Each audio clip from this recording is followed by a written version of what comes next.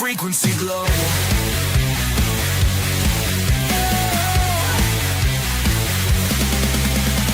Waves crashing, stories passion, airways full of passion, dialing for the action. Every month it's satisfaction. Hands overs on air, once a month, you know. Live life streaming those adventures. It's a show. It's a show. It is all throwing signals high and low. Marvin's got that frequency glow.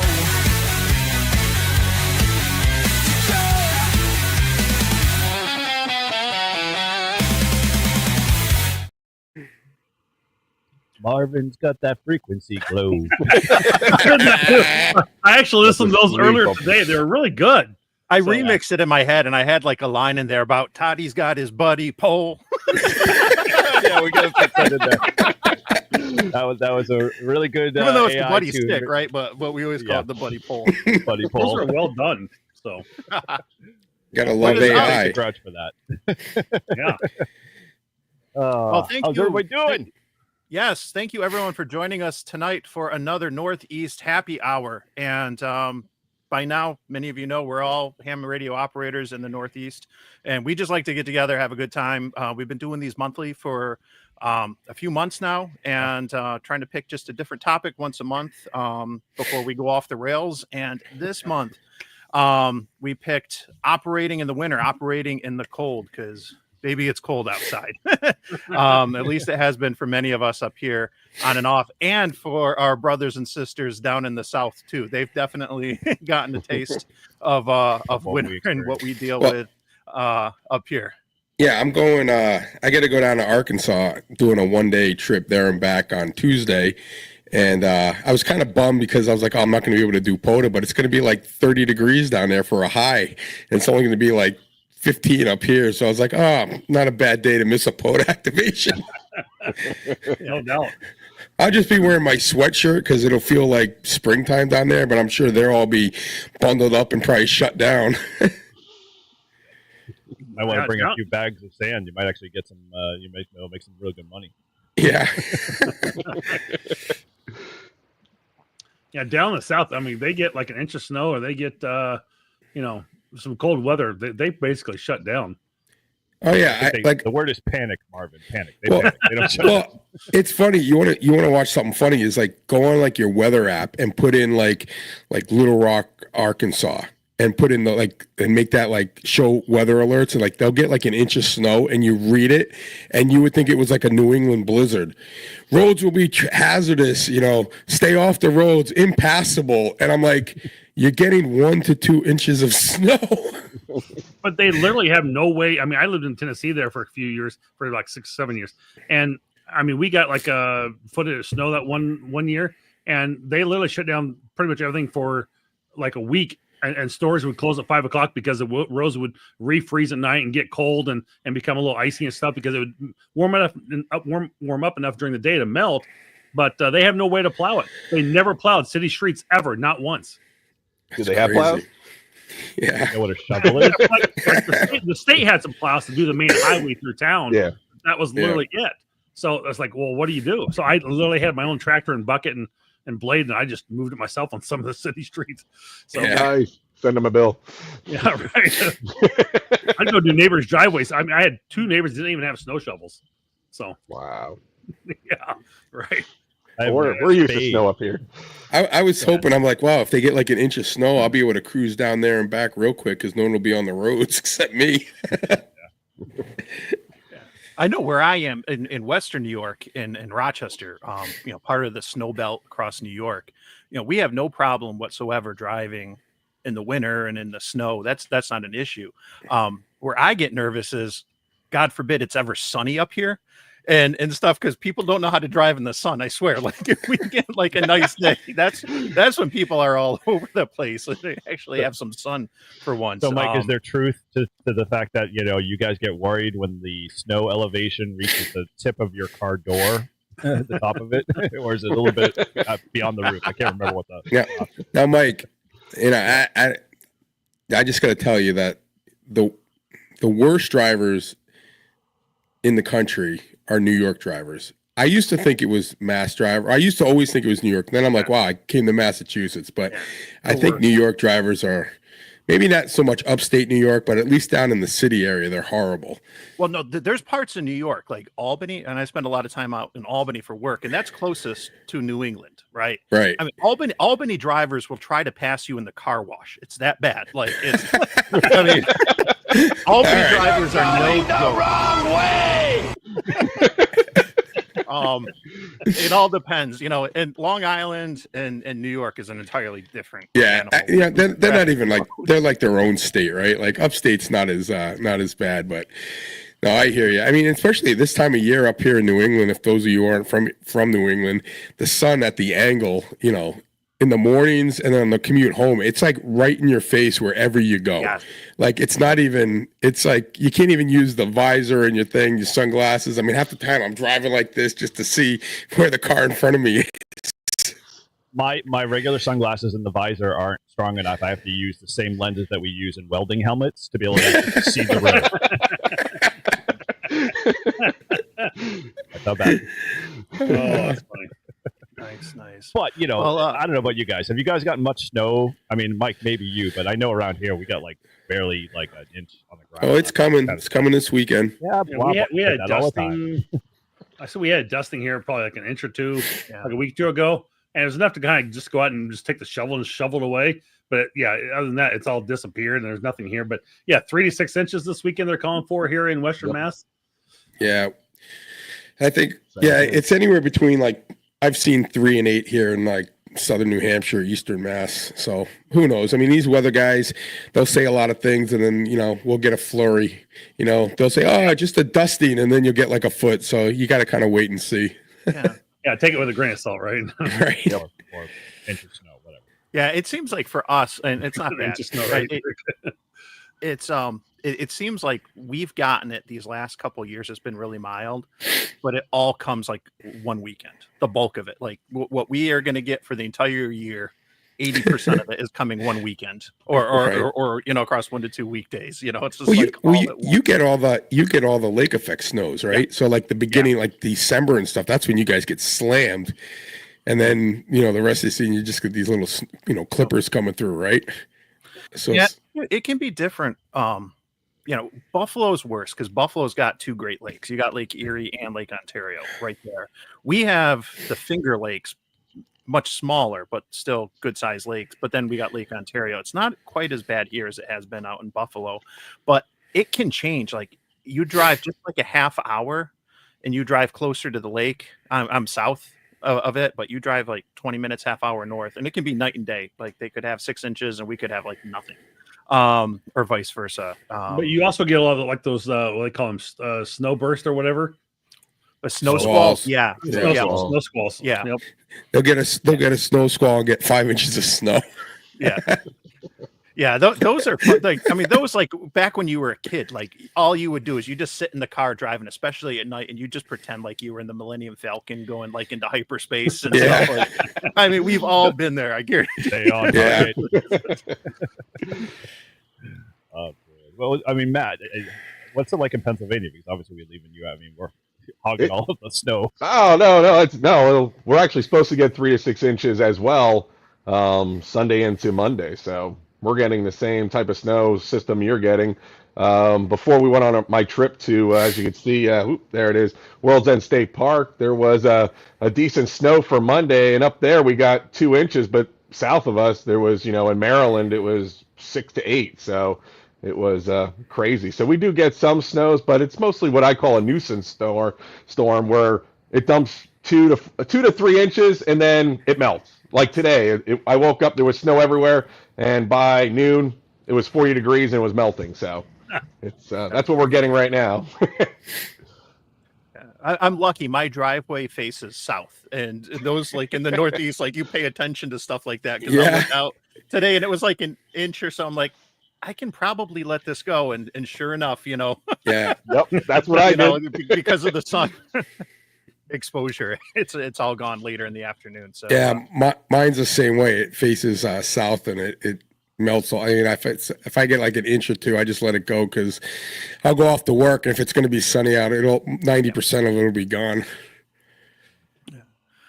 Yeah, well- One thing we kind of jumped in. We spent a lot of time talking about the weather. I got a question that I want to hear everyone kind of chime in and talk about, especially because I'm probably the only one on stream. I don't know about Matt, but I don't have a station set up at home. And I know that if we start talking, first of all, about POTA and activities like that, portable in the winter, we could go on forever. But I want to hear what you guys who have stations set up at the house, kind of what some of the prep work is that goes into planning for the winter, if there's like any antenna maintenance or anything, and then kind of how you deal with some of the stuff like with the winds, ice storms, and everything like that for the home stations. And so Todd started snickering, so I want to hear from Todd first. I was gonna say I can start off first because most of my mornings I spend like selecting my wardrobe because I got to feel comfortable when I'm sitting in the chair for at least 10-15 minutes before, and then I go down and I decide whether I'm going to do French press or just the regular K-cup style of coffee, and then as I mosey on down to my shack, everything's already on, so I just kind of look back and decide. Today looks good day for 20. So I don't know. Does that kind of answer your question, Mike? Yeah, I don't really do much in my shack at all. It just does it for me. Oh, I look out my window, and if my wire, my offset is still up in the air, I just look at the conditioner. If it's covered in ice, I start transmitting until it melts. Right. Yep. And I'm good. I've had pretty good luck though. I mean, we've had more wind, I think, than ice problems, at least in the last year or two. We've had some pretty gusty, windy days, and it did lower at one point, and then Eric and I shot it back up, and now it's even higher than it was before. And I don't think that thing's coming down. But when it does get ice on, I get worried because you can get a couple inches of ice around it. But I found that if you start transmitting on it, it melts pretty quickly. So now, do you do FT8 to kind of get that full duty cycle going, or do you or are you doing like big brain and doing FT4? No. I could do that, I guess, just run it on FT8, but no, I just, I don't even know how much it works because, like I said, if the sun hits it, it melts pretty quickly. Sometimes, like last year, we got like a really thick, like a sticky snow. Like the shit was on like glue because we had these birch trees on my road that bent over, and I couldn't get down my road because they were like crossing the street. So I'd get out of the car and I'd literally grab and shake them, and the snow wouldn't come off. I was like, "What the hell is with this?" Like it was like glued on there. So that was one I was a little worried about. I was like, "Wow, this stuff's not coming off the trees. It sure as hell ain't coming off my antenna." But we were good. What gauge wire do you have on that, if you don't mind me asking? And this is one of the things I'm curious about, because if I do put something up at the house, most of the stuff's portable. I'm using 22, 26 gauge wire, light stuff that's easily portable or whatever. But do you use like heavier gauge wire on? What wire for what? For the antenna? For the antennas. Yeah. Oh, It's probably 10 gauge. yeah. It's not that. It's not that big. Not that heavy. Okay. Yeah, But it's not the flimsy, thin stuff that I usually end up using for portable. I mean, it's more. Yeah, No. it's thicker than portable, but it's not like anything. It's. I mean, it's not super thick, and it's not like heavy duty. I mean, it's just a thin wire. My last Gotcha. antenna, I had a 14 gauge, that THHN whatever from like Home Depot. Just using that. But I think this new one I've got, it's from Vibroplex. It's a power fed, in-fed half wave. I think it's using more like a 16 or 18 gauge. It's a little thinner there. It's the stealth wire. It's actually the stealth wire, antenna wire. And that seems to be really good. It seems like it's pretty strong. And I'm literally, I'm probably strung out about 30 feet from the tree to the balun, and then it's stringing out another 132 feet from there. So I mean, if I get snow or ice on it, yeah, I could, or if I have one of my big trees around me, it could very easily fall down on it and snap it. But so far, I've had a lot of winds. I haven't had anything like that happen so far. But I just put up the other antenna. I think it was last week or the week before. So I did. I went through and I made sure it was all sealed. I just did a short video on YouTube this last week about a product called ProxyCast. Yes. For Yep. coax sealer, and I really like that stuff because if you go get the old coax sealer, that it's more like I think of like a clay almost, and it comes in a big coil around stuff, and you peel it off and you wrap it around there. It kind of becomes real goopy and gunky and it kind of sticky, and you try and take that off when you're done. When you want to replace the antenna, it is just absolutely horrible stuff to try and get off your coax and everything. So I went to this new stuff about a year or so ago, and I really like it a lot. And it's been really good for me. It's really easy to just kind of take and just peel right back off when you're done. So I always make sure I weather seal all my coaxes and antennas that I have out in the different places. I've got a dipole and I've got a vertical both. Probably every 3 or 4 years, not that you have to, it's probably worth just taking them off, checking them, make sure everything's good for like a home station. You say I just literally I just get I come down the shack, I hit tune just to see if I'm still like below 1.5 to 1, and if it goes above that, then I know the antenna fell down, and then I'll go out in the woods and figure out where it fell down. But I mean, both of mine are visible. I can see them all the time. I even looked at that tonight and thought, oh, my antenna looks like it's a little lower, and like, oh no, it's just the angle I was sitting at. But so I check on a regular basis. But it's not a whole lot you have to do. Yeah, knock on wood, my antenna has not fallen down yet, but I put one up when I first got an antenna. I had a 1984, 1982 MFJ, mighty fine junk antenna. We all had one, and that one fell down more than grandma's pants when she was like at one of our family reunions. But the idea, I just was like, all right, I'm going to over-engineer it. So I put up pulleys and tow lines and springs and the whole 9 yards, and knock on wood, I have not had even like Todd mentioned, all the ridiculous winds and storm frost and all that stuff on the lines. Yeah, I've used a spring in the past connected to I came from the tower off to like a short rope, and I put a spring in there because the tree would. What happens is sometimes when you connect to the trees, they'll sit there and have wind. They can move 3 and 4 feet sometimes. Yeah, it'll stretch. So I wanted to be able to give that room so when it blows a certain way that it's not going to snap that wire or stretch or pull that wire a little bit. So I have stuck a string in the past or a spring in the past on part of the wire just to be able to give it some stretch if it needed to allow for that. So I didn't. It wasn't so. Let's clarify the spring there, because I've actually had a few people actually say to me, like, you're talking about like a super strong, like door, like bigger than a this is like a screen door type industrial. of spring. Yeah, it's wicked light spring, guys. Don't go out to the store and buy like one of those like springs, a shock for your car. shock spring. That ain't helping you. No. This is like a spring door, like your old grandma's house had a spring door on it. Exactly, right. And that's it just gives it a little give. That way, exactly. Don't have that antenna so tight that it has no give to it whatsoever when that tree decides to blow. So you'll stretch out your wire. I remember a couple of times where you pull the antenna down, you'd be like, why is this really, really long? And you realize that okay, over the stretch the wire has just gotten to almost barely the breaking point, but it's on gained like an extra 2 or 3 feet because when I took my antenna down, what I was shocked at is the rope, the extra at the end that was in the tree, how much it was like almost ripped through from the rubbing it up against the trees. Like, you don't think that would happen that often, but it really does. So you got to definitely check eventually if you don't check it, or at least maybe your wire's fine, but maybe the the rope that you've got up there, up through the trees and down isn't. So. Yeah.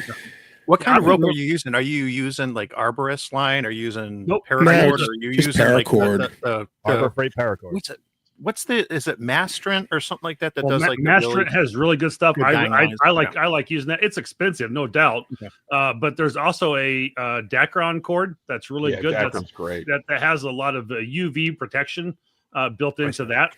And then the other one would be the 550 cord. I would highly recommend as well. Those are really good to use. Yeah, that's what I'm using, the 550 cord. And like I said, it's not that. It's pretty cheap.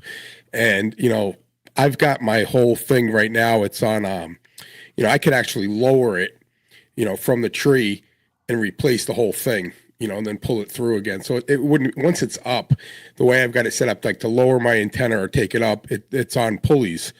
So I can lower it, replace the rope, pull it through again and not have a problem. So, I mean, I would say like every 2 years, probably put it down and just check to make sure it's not fraying too much, or, just replace it just so you get another 2 years. Cause it would suck like in the middle of winter if all of a sudden your antenna came down because the rope frayed, Well, actually, retired. Yeah, I was just, we were both trying to, there you go. One at a time. Here's why I can chime in. This is exactly what I have for my own antenna. I would say, if you got a lot of noise, two things with that antenna is that, remember, end feds, the better they are is the closer the transformer is to the ground. So if you can get your transformer, or at least the box itself, is lower, 3 feet or lower, you'll probably see less noise. But if you can't, then you got to use that ground screw and run a ground radial, because it needs, some way to bleed off the static, to be able to get, that antenna's performance back up. So try that, and I guarantee you'll probably get some better use out of that antenna, because that's a really good antenna. Now, isn't it also true that with like when you're using multi-band antennas that might be resonant on multiple, like they're going to pick up more in general, being multi-banded or not, compared to something that's mono-banded? Well, definitely. Well, monoband's definitely going to be able to. I know this. I trying to go back in my mind when Josh. That's what I'm saying. Thinking too. The same video. They had the guy who did the end from ARL. Was it? I know from a performance standpoint, at least a monoband antenna is always going to perform better than a multi-band antenna. But from a standpoint of multi-band antenna, you're going to get the performance of the harmonics, third harmonics, that type of stuff. But as it being better performer or not, good question. I don't know. Gotcha. What about you, Matt? What's your setup like at home? And talk to the antenna guy. Come on. Within the winter? Yeah. You should be when I answering had these a questions. when I had a base station, I ran an off-center fed dipole that I made, and I'd had no issues with sagging or any type of ice, because you're supporting it at the middle, and you have to keep that up. Unlike an end fed, where you're like Eric was saying, it should be roughly 2 to 6 feet off the ground for the best. And if you're still getting noise, then definitely run that ground rod and then ground wire to that, so it cuts that out. Yep. And so no, I'm right now, I love to do portable, but like Todd says, if there's ice on there, that's my biggest fear. It started sagging a little bit, and what I do is just operate a little bit of power, do a WinLink section or FT4, FT8, and it starts melting if there's no sun in the sky. So it works out. Gotcha.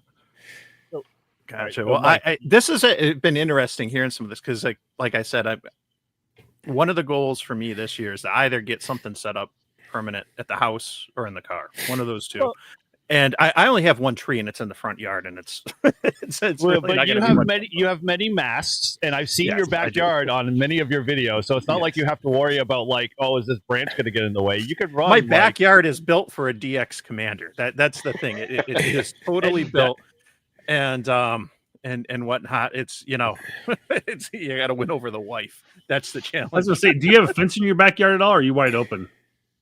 We do have a fence. We have 2 dogs. So take a mast of some sort, tie it off to one corner, or get like a piece of some type of like a chain link, the fence, the top rail, put 2 of those together, and then run a wire back to the corner of your house, and put in the corner of your house, put it in an eye bolt, and mount the balun there for your end fed, and you'll be good to go. I mean, that would be a simple way to do it. Just run a wire out to the corner of the fence somewhere.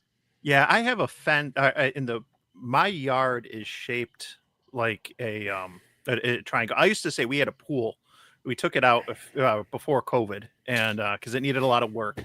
But our yard used to look like, I said, a slice of pizza with one giant pepperoni in the middle.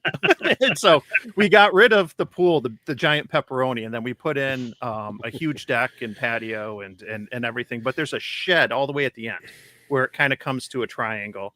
And I could probably, put something up on, attach something to the shed to, get the wire up, a good 10, 15 feet at least at that end, and then run something from the top of the house or the corner of the house. I've thought about that. I was going to say, do like a 10-foot or maybe a 20-foot, 10-foot sections of the chain link top rail. And you can secure that with a couple of the, not U bolts, but like the U anchors, like you'd screw a pipe for like plumbing and, mount that to the side of the shed.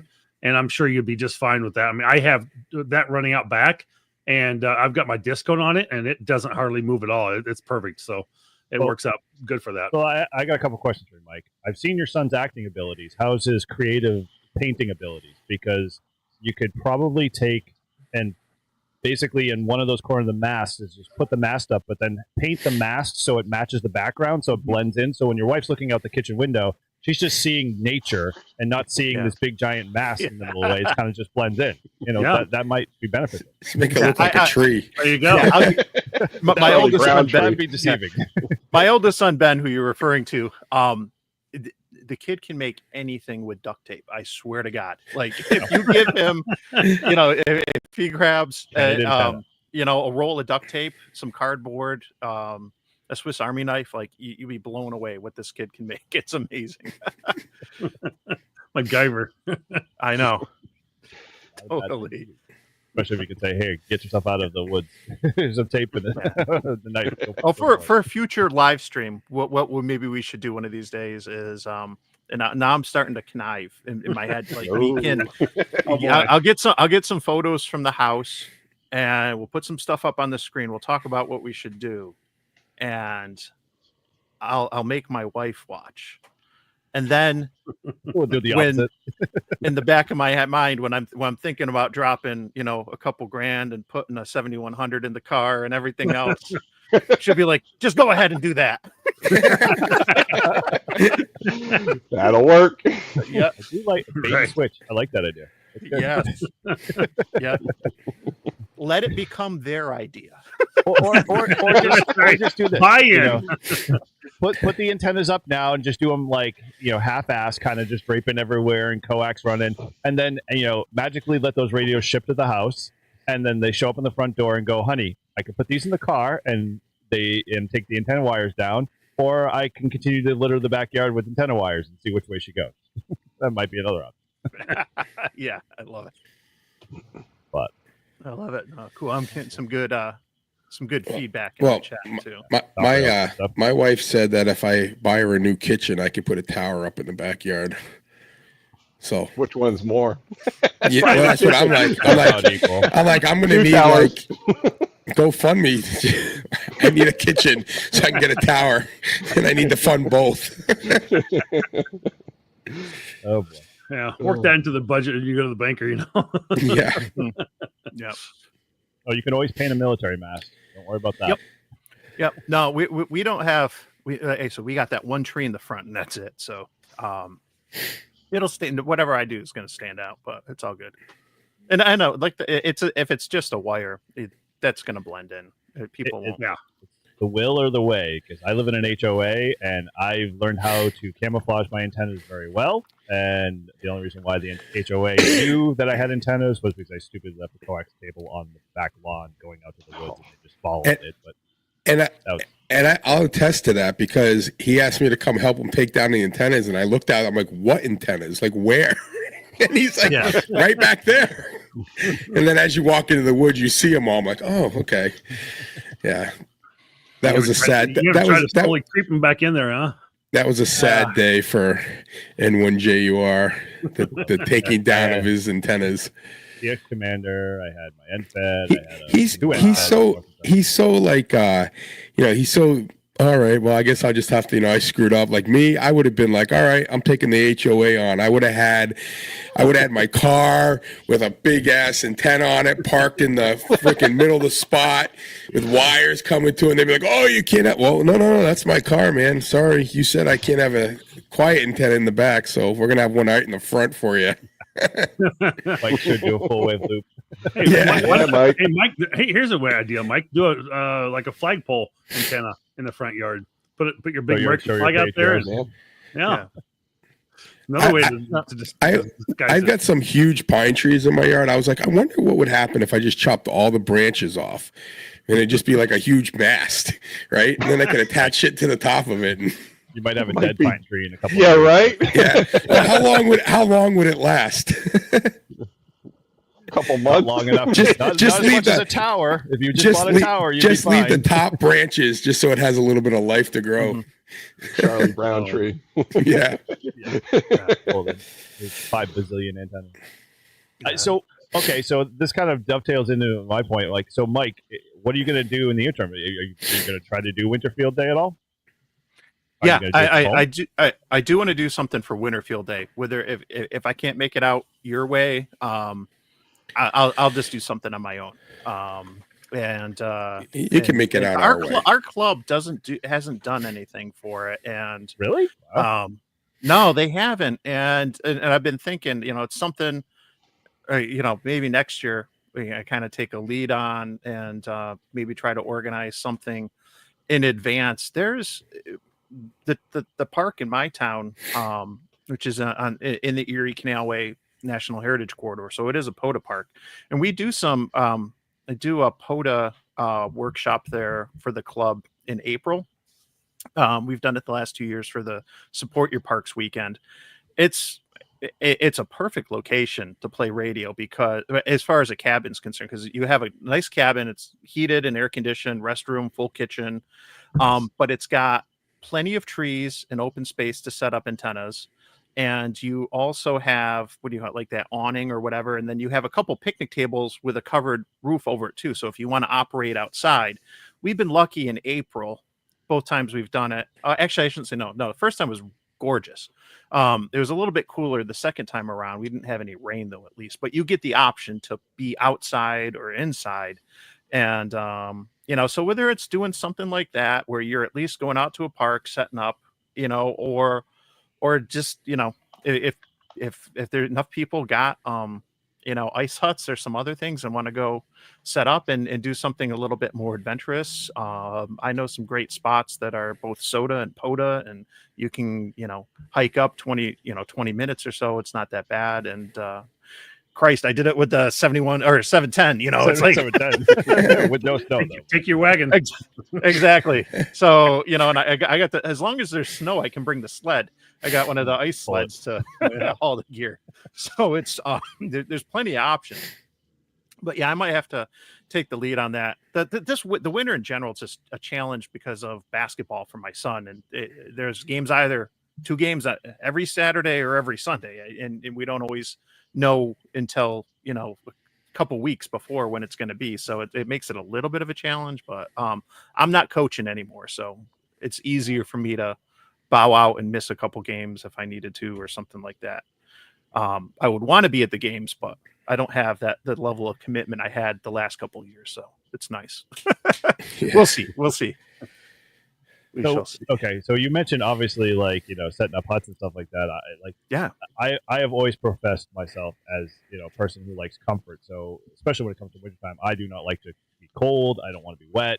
That's just kind of the way I'm at. So the only thing I always not so much request, but it's almost mandatory, and I think a lot of our club lies just to it, is you got to have comfort, you got to have nice chairs, you got to have the buddy heaters, and if you don't have that, let's go hot tent. And so everybody in our club's pretty much stepped up, and you can operate in 70-degree temperatures inside the tent with no Bring your t-shirt. exactly, t-shirt and And shorts is really maybe what you some need to wear. shorts too. Yeah, although I don't know, this year we're going to be a little bit higher up in elevation, so I think it might be a little colder. So you might actually have to wear 2 layers when you're in the tent, but still should be good. We're looking forward to it, though. It should be fun. Yeah, dude. Yeah, we'll be on our best behavior now that we have the field day president there. I know, what an honor! The head of Winter Field Day is going to be. Yeah.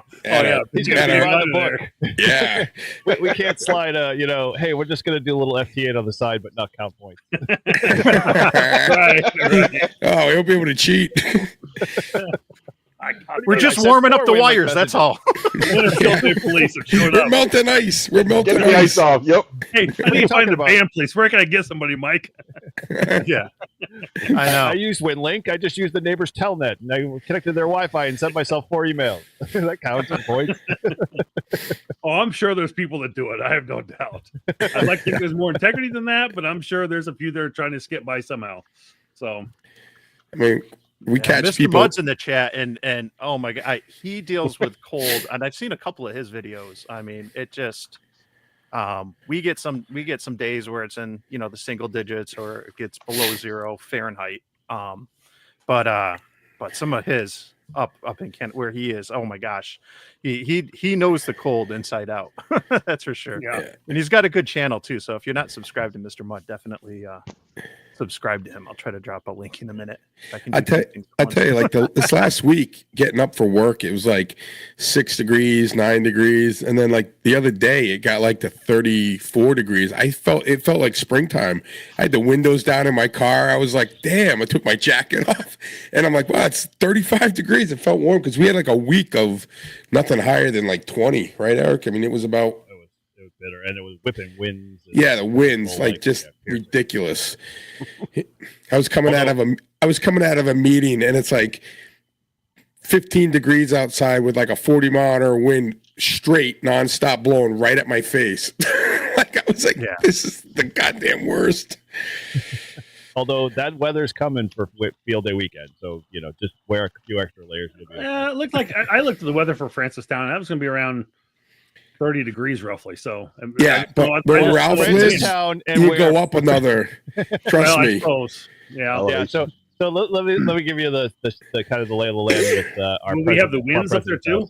Oh yeah, 1300 ASL. His house. He's shown me pictures on an average day of like when he gets rain and sleet and snow on one side of his house. It literally looks like when you see photos from the highest point in Antarctica where like the doors are frozen shut and like the ice is like horizontal. That's what his house looks like on a average day. Although it's been knock on wood now, not as bad as that. So we might. Look at Marvin. I'm still I'm still thinking we should just do where we normally do it because it's nice and flat and it's. I've got a great trailer inside. Yeah, warm. I know. That's what I'm thinking. We might have to have 2 sites, Eric. I really think we should. No, because I'm going to be hanging out with Marvin while you guys can. You're VP of the club and you're already causing division. My God, what's wrong with you? I'm just saying, I'm more on the. You're talking about like comfort and stuff. I mean, I don't know why you're pushing this Ralph place up in like crazy weather where we could be sitting in Marvin's trailer, nice and warm. I walked in this new trailer. I've just completely insulated it, top to bottom, sealing everything. And I walked in the day and it was like 40-some degrees in there. And it was like 16 and wind blowing outside. It's like it felt really good inside that trailer now. So that's awesome. I didn't even have the heat on in there. It was comfortable. So see, Eric, we haven't officially made the call yet, but as far as I know, we're still on. I went up to see it. Like, so Ralph always talks about it, and he's like, I'm like, hey, I'm going to be driving through. I'm like, you might not stop by. He goes, oh yeah, come on over. And it was a nice day out, and I got up to his house, and it was still a nice day, but the wind was brutal. And it was probably 10 to 15 degrees colder than it was at the bottom of his driveway. I couldn't believe it. I was like, what the hell did we walk into? Oh, this is the way it is always. Like, wow. So because he's kind of like where he's up, he's like overseeing all the other hills, and there's like a valley between them all. So that wind is coming down these mountains and coming right up to him. So it's pretty breezy, but nothing you can't handle. We're all getting older, and the problem is trying to get your antennas up high enough to make contact. So, being at 1300 ASL, like I said, you could literally just throw it like over the banister of the railing of the house and still be able to like contact New Zealand. Right, That's but if what I'm looking at. Again, Eric, if the bands were like terrible, but they've been so good, like it's really not going to make that much of a difference. Okay. Seriously. Right. Digress. We're not going to sell it on this. All right, Marvin. Look, I got a little bit of yard. We could set up your trailer and we could work out of my house if you want. Outside, off grid. I got room for 2 stations, a 100 amp hour battery, and solar charger. So there you go. We'll be good to go. But if I were to show up, I will show up with 1.2 gigahertz, and 900 megahertz, and that's Oh, well, where then- 1300 feet comes in very, very Exactly. handy. Yes. So, Especially it's all for Mike. especially if there isn't dense vegetation and any of that that's going to attenuate at the UHF He's frequencies. got a little pasture up there. Yeah, you'll be good. So you and Eric can go hang out there, and Marvin and I'll stay in the warm sections of the state.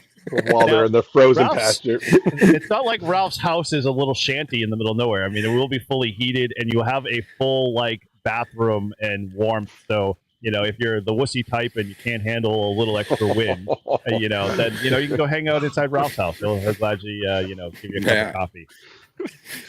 Aren't we supposed to challenge ourselves on Winter Field Day? Yeah. Yeah, right.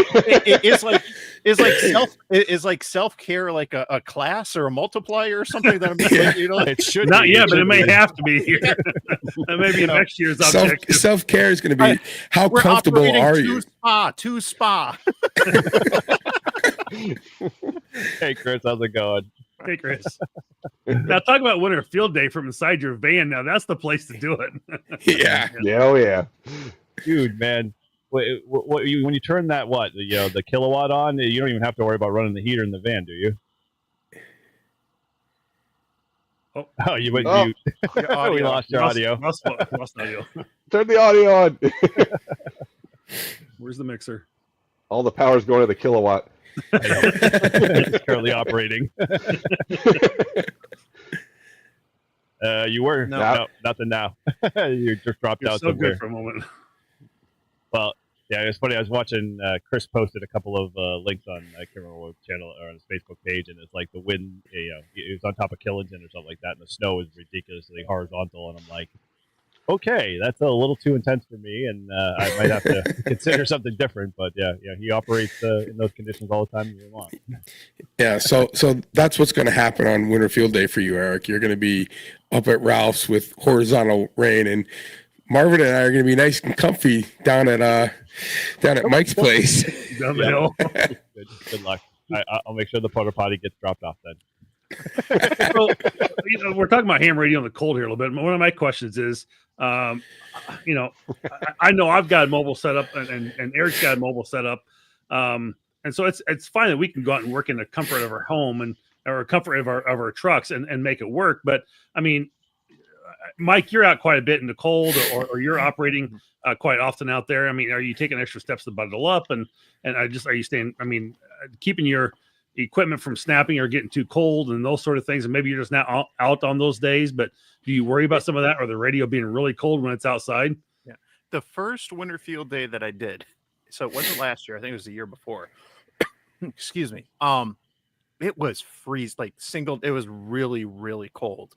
And I walked away from that putting in a really strong value on good socks or warm socks and Yes. boots, because that's like if you're operating HF from the car. I learned it was freezing last January in the VHF contest, but I remembered halfway through, I can run my car and it's not going to create the interference that it would on HF, and I could run the heater and warm the car up a little bit, but don't have that luxury with HF. And I don't have crazy expensive socks, but I got some good socks and good boots that would, and it makes a huge difference. Obviously layering and everything, but the extremities, your feet, especially in a car like that, those go quick. Like But if you're operating, do you go out in there? Are you operating in like a park shelter or a picnic table sometimes during the winter where you get your hands and you're trying to type or something on a keyboard? And most of the time it's from the car, but when I do it from outside too, definitely like the hands. I have gloves, like the fishing hunting type gloves where the fingertips you can peel those back. Yep. And I just like having that the ICOMs are touch screens. I'm used to logging with my phone. I prefer that's how I started. So it's kind of a habit. I've done more logging on a computer. But I'm used to just, one hand on the mic, one hand on the phone, and you got to kind of have the fingertips. But but yeah, I'll make sure like at least one hand's covered in full, the mic hand, and then the other one, and then I'll switch them back and forth, if I'm outside and it gets there. Cause I mean, it doesn't have to be that cold.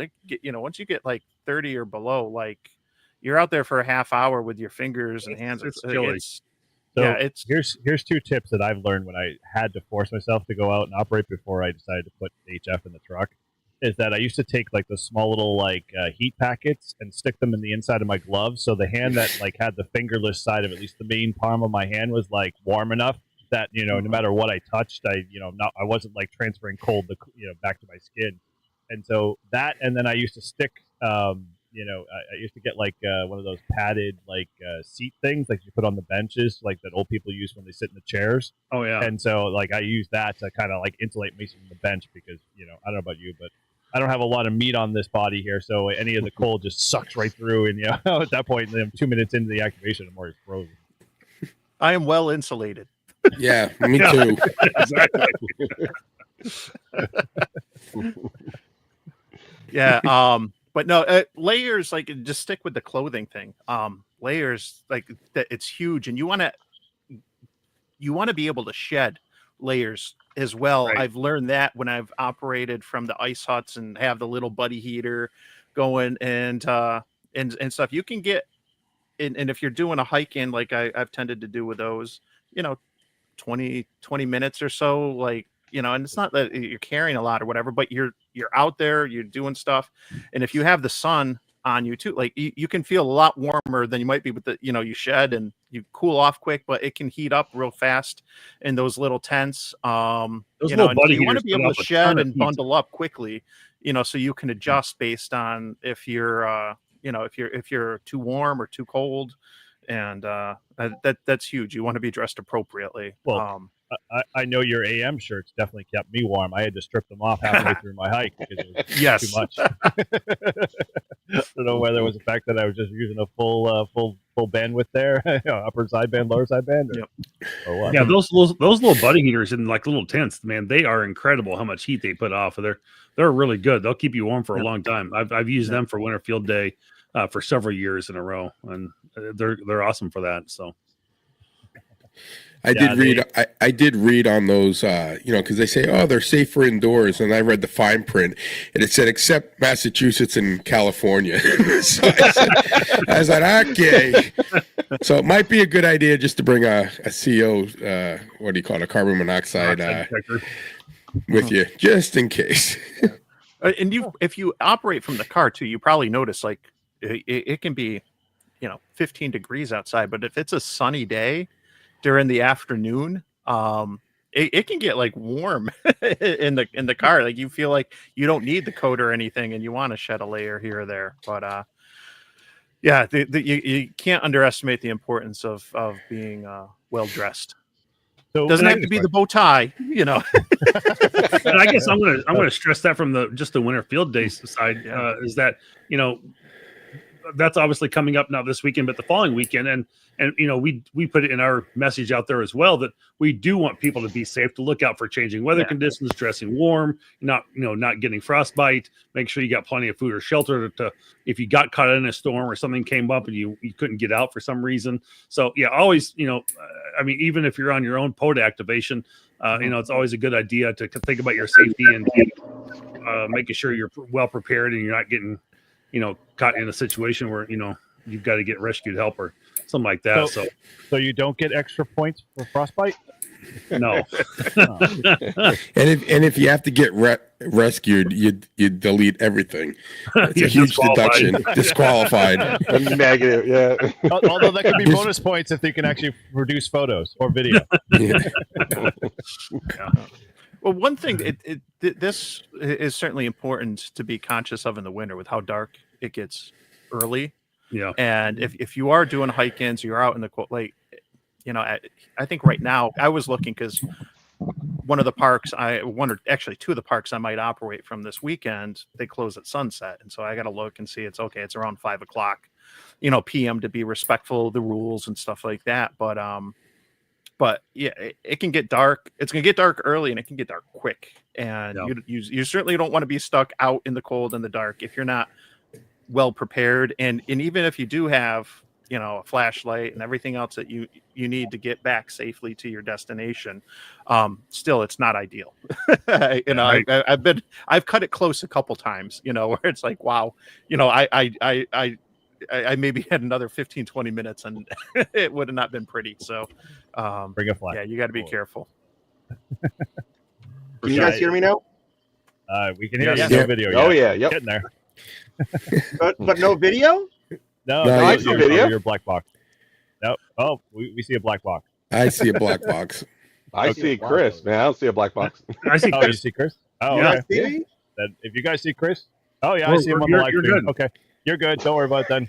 It's apparently StreamYard being StreamYard. Yep. Yeah, You're that's all all. good. Not to cause an extra Welcome. complex.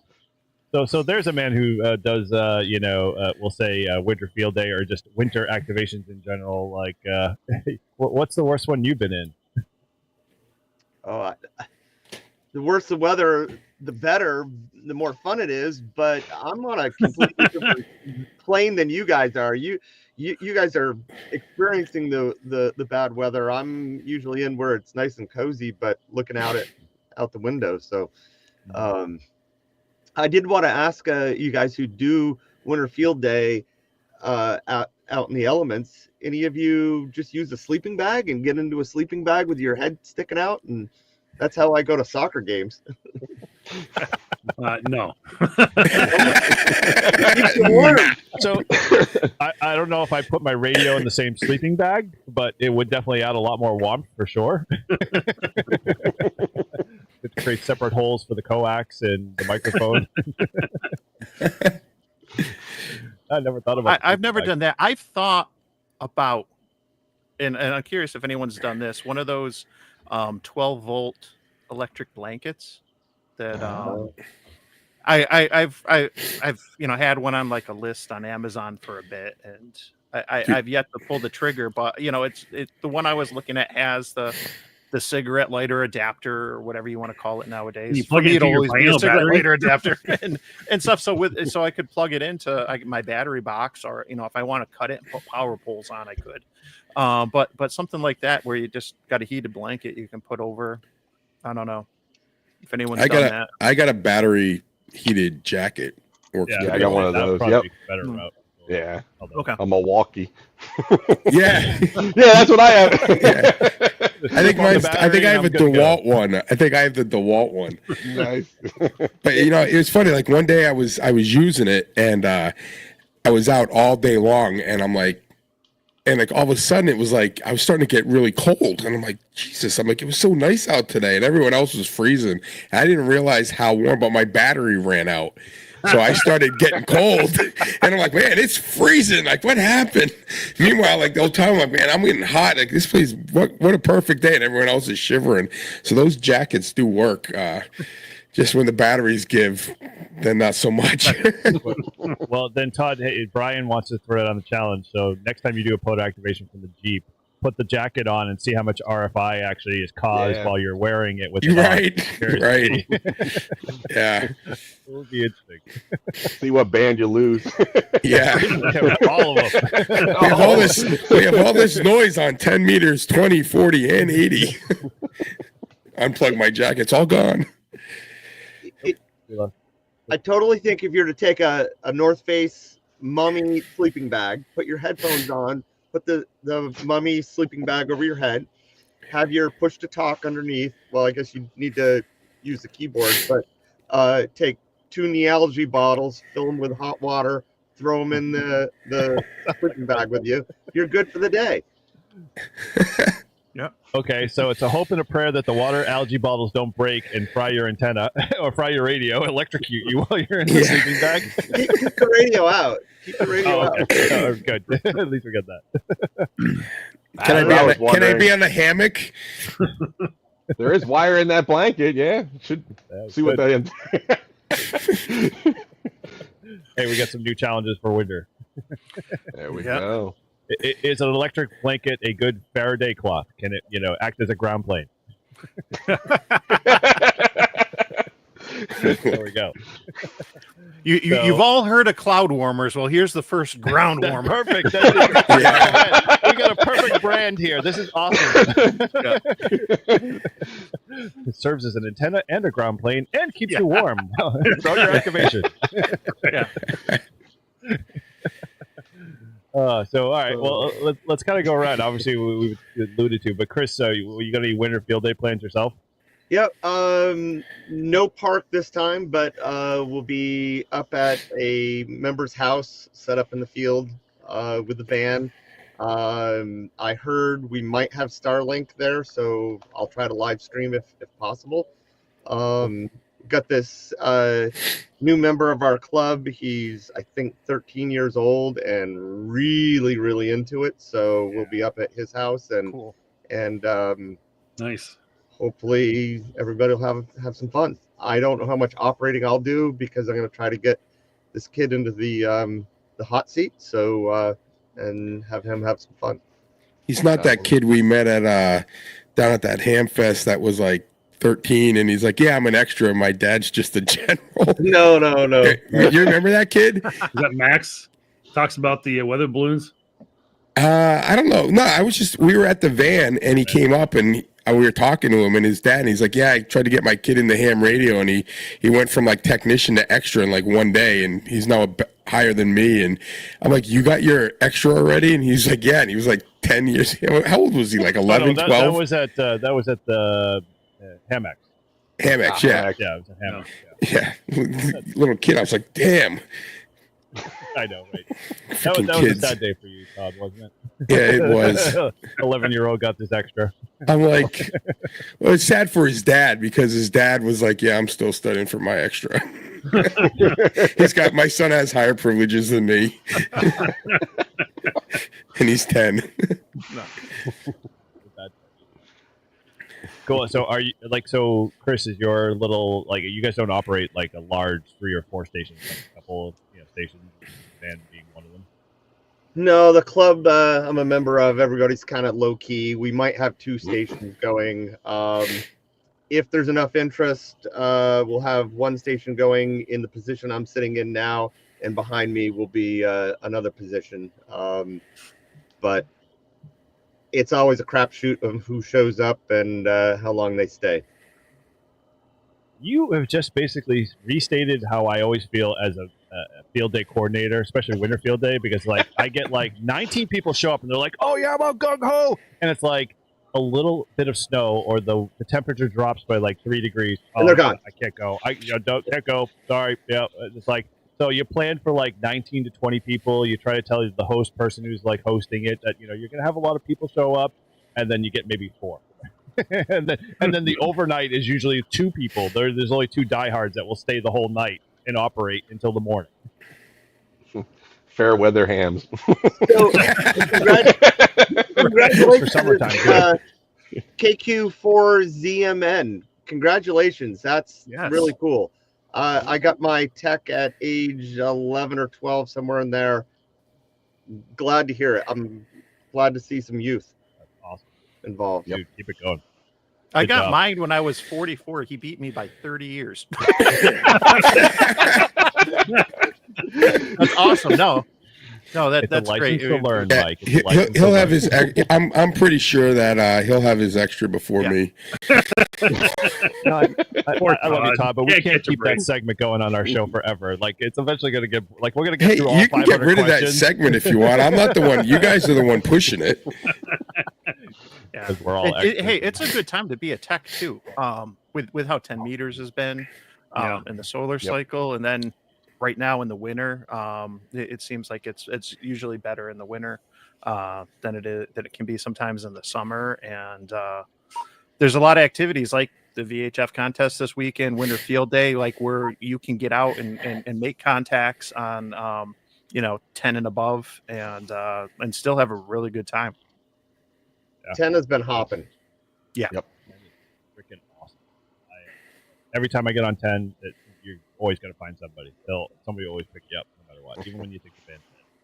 Well, since we were talking about 10 real quick, and I know this doesn't apply to Winter Field Day, but what you guys doing anything on 12 meters at all? And have you noticed that? Is that pretty similar to 10?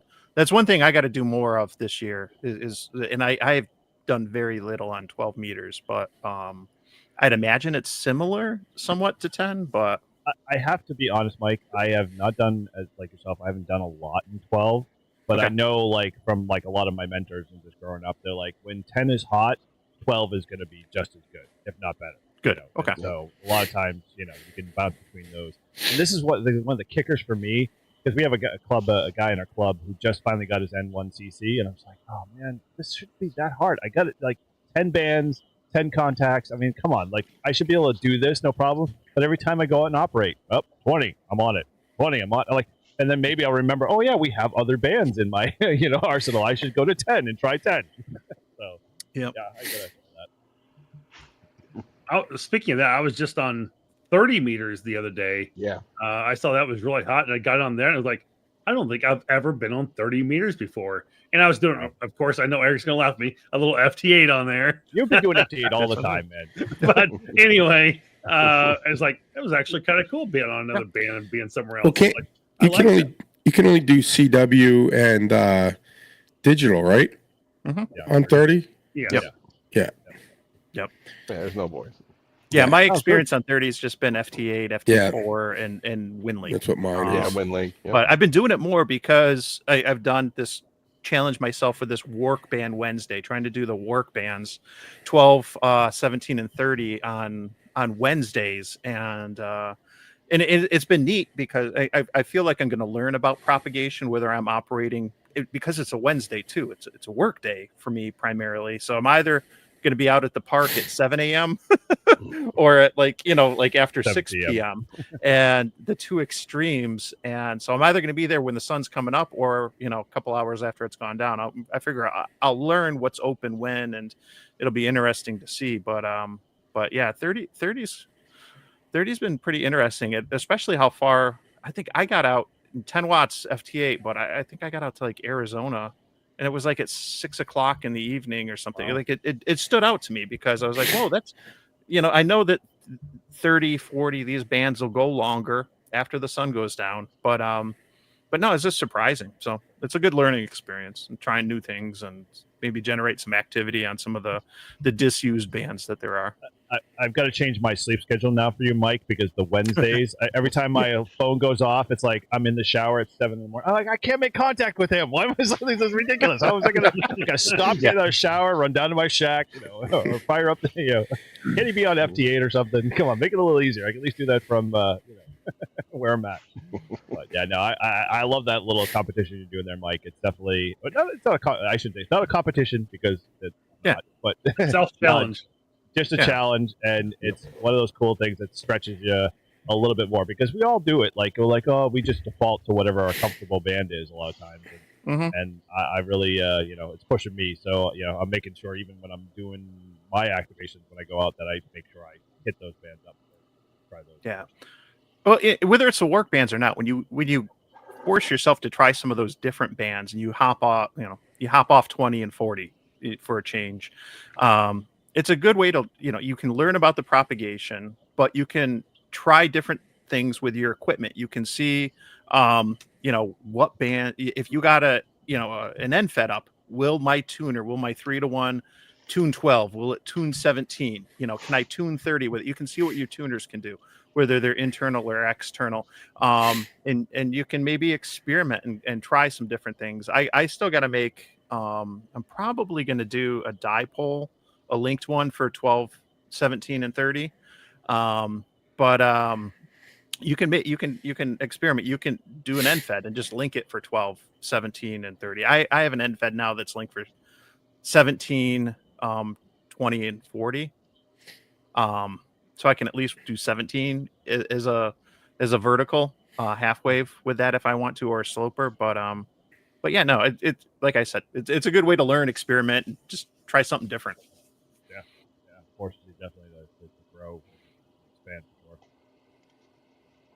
And that's one of the things. Now I'll bring it back to Winter Field Day. That's one of the things I really appreciate is Winter Field Day. I think does a really good job of encouraging operators to try different things, make that Absolutely. satellite contact, get on some different bands, things like that. That's what I was gonna say. only Oh, go ahead.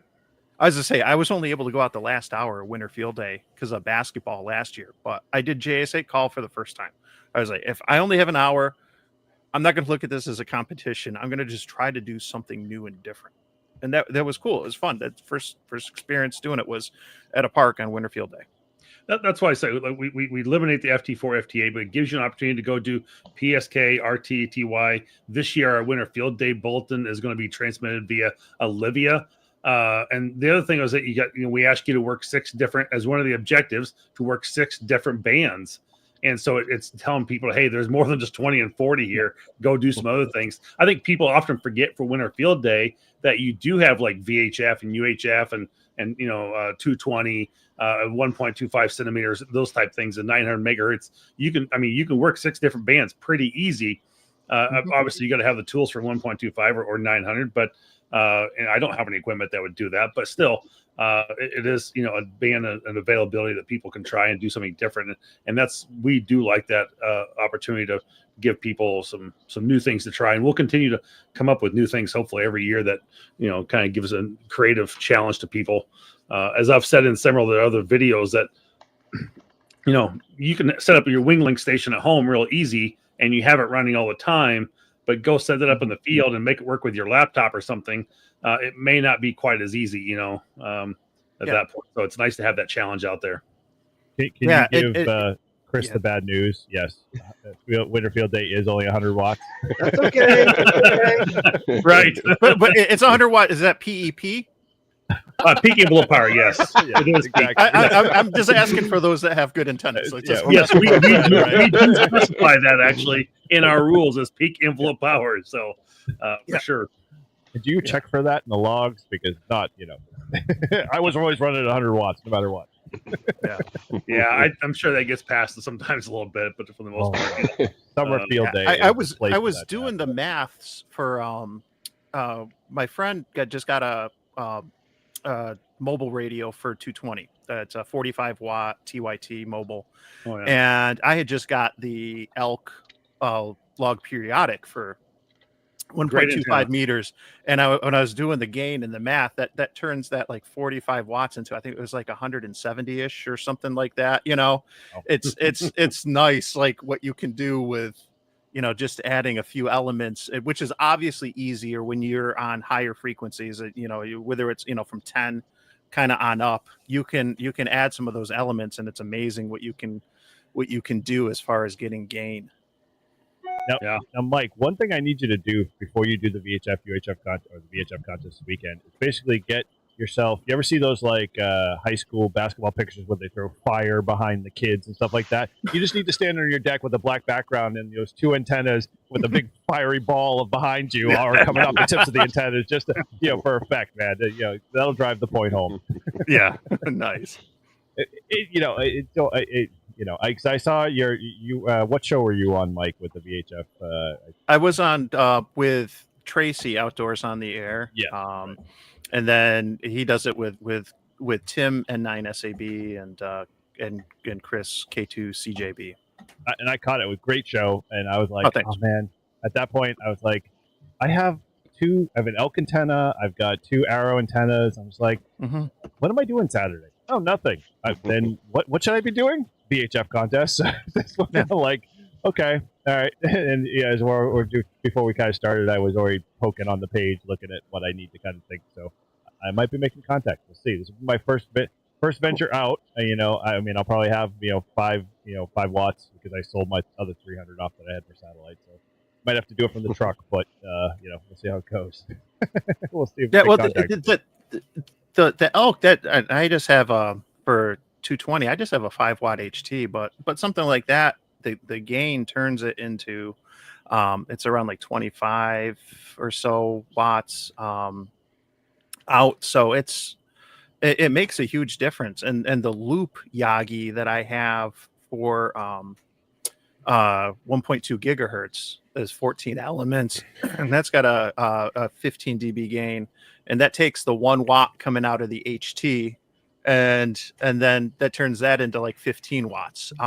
It's amazing what again, like what you can do with some gain. You don't, if you have really good antennas, you don't necessarily need as much power behind it. It's certainly more power can definitely help, but then you also can get to a point on certain bands where you're out kicking your coverage, and you're getting out there, but you're not, they're not able to. The people that are hearing you maybe aren't able to work you because they're running barefoot, and Right. with a wire in a tree, and that's it. Yeah, well, we'll see how we do. I'll have to report back. Hopefully Wildysville will make a contact somewhere. Yeah, it makes me want to put my my log periodic up as well. I was like, all right, where can I go play at for a little bit, and set up a quick my tripod mast and put that up on top about 30 feet up in the air and run off of 50 watts off the mobile and single sideband and go for it. 991 great is the 991A is great for that. So I mean, even with that antenna, even the 705 on 2 meters would be perfect for it. I suppose that's what you're going to be using, right, Mike? Say which the Well, if you have the log periodic and you run the from elk antennas and you run the 705 on single sideband, I mean that's going to be pretty good. You're going to get a lot more than 10 watts coming out of that. And it's so, and I haven't decided. Not only have I not decided where I'm going to go, it's going to be on Sunday. I haven't decided what class what I'm going to do. If I'm going to do single op portable and I'm just going to go with 10 watts, one location, and that's it, or if I'm going to rove, and I roved in the fall and I did FM only. So I don't know what I'm going to do, but having that elk is helpful because a lot of the VHF contesters are running horizontal. Whether you're on FM or not, they're running horizontal. It's easier to get gain and focus your power. And so it makes a huge difference. I made a tape measure. They don't run that for this weekend's contest. They don't run that in that elk antenna in like a vertical. I'll run it horizontal the whole time. I'll put up, and I saw the ZMN put that he's got the N9TX. I just got that a month ago, so I'm going to actually have that up on a mast.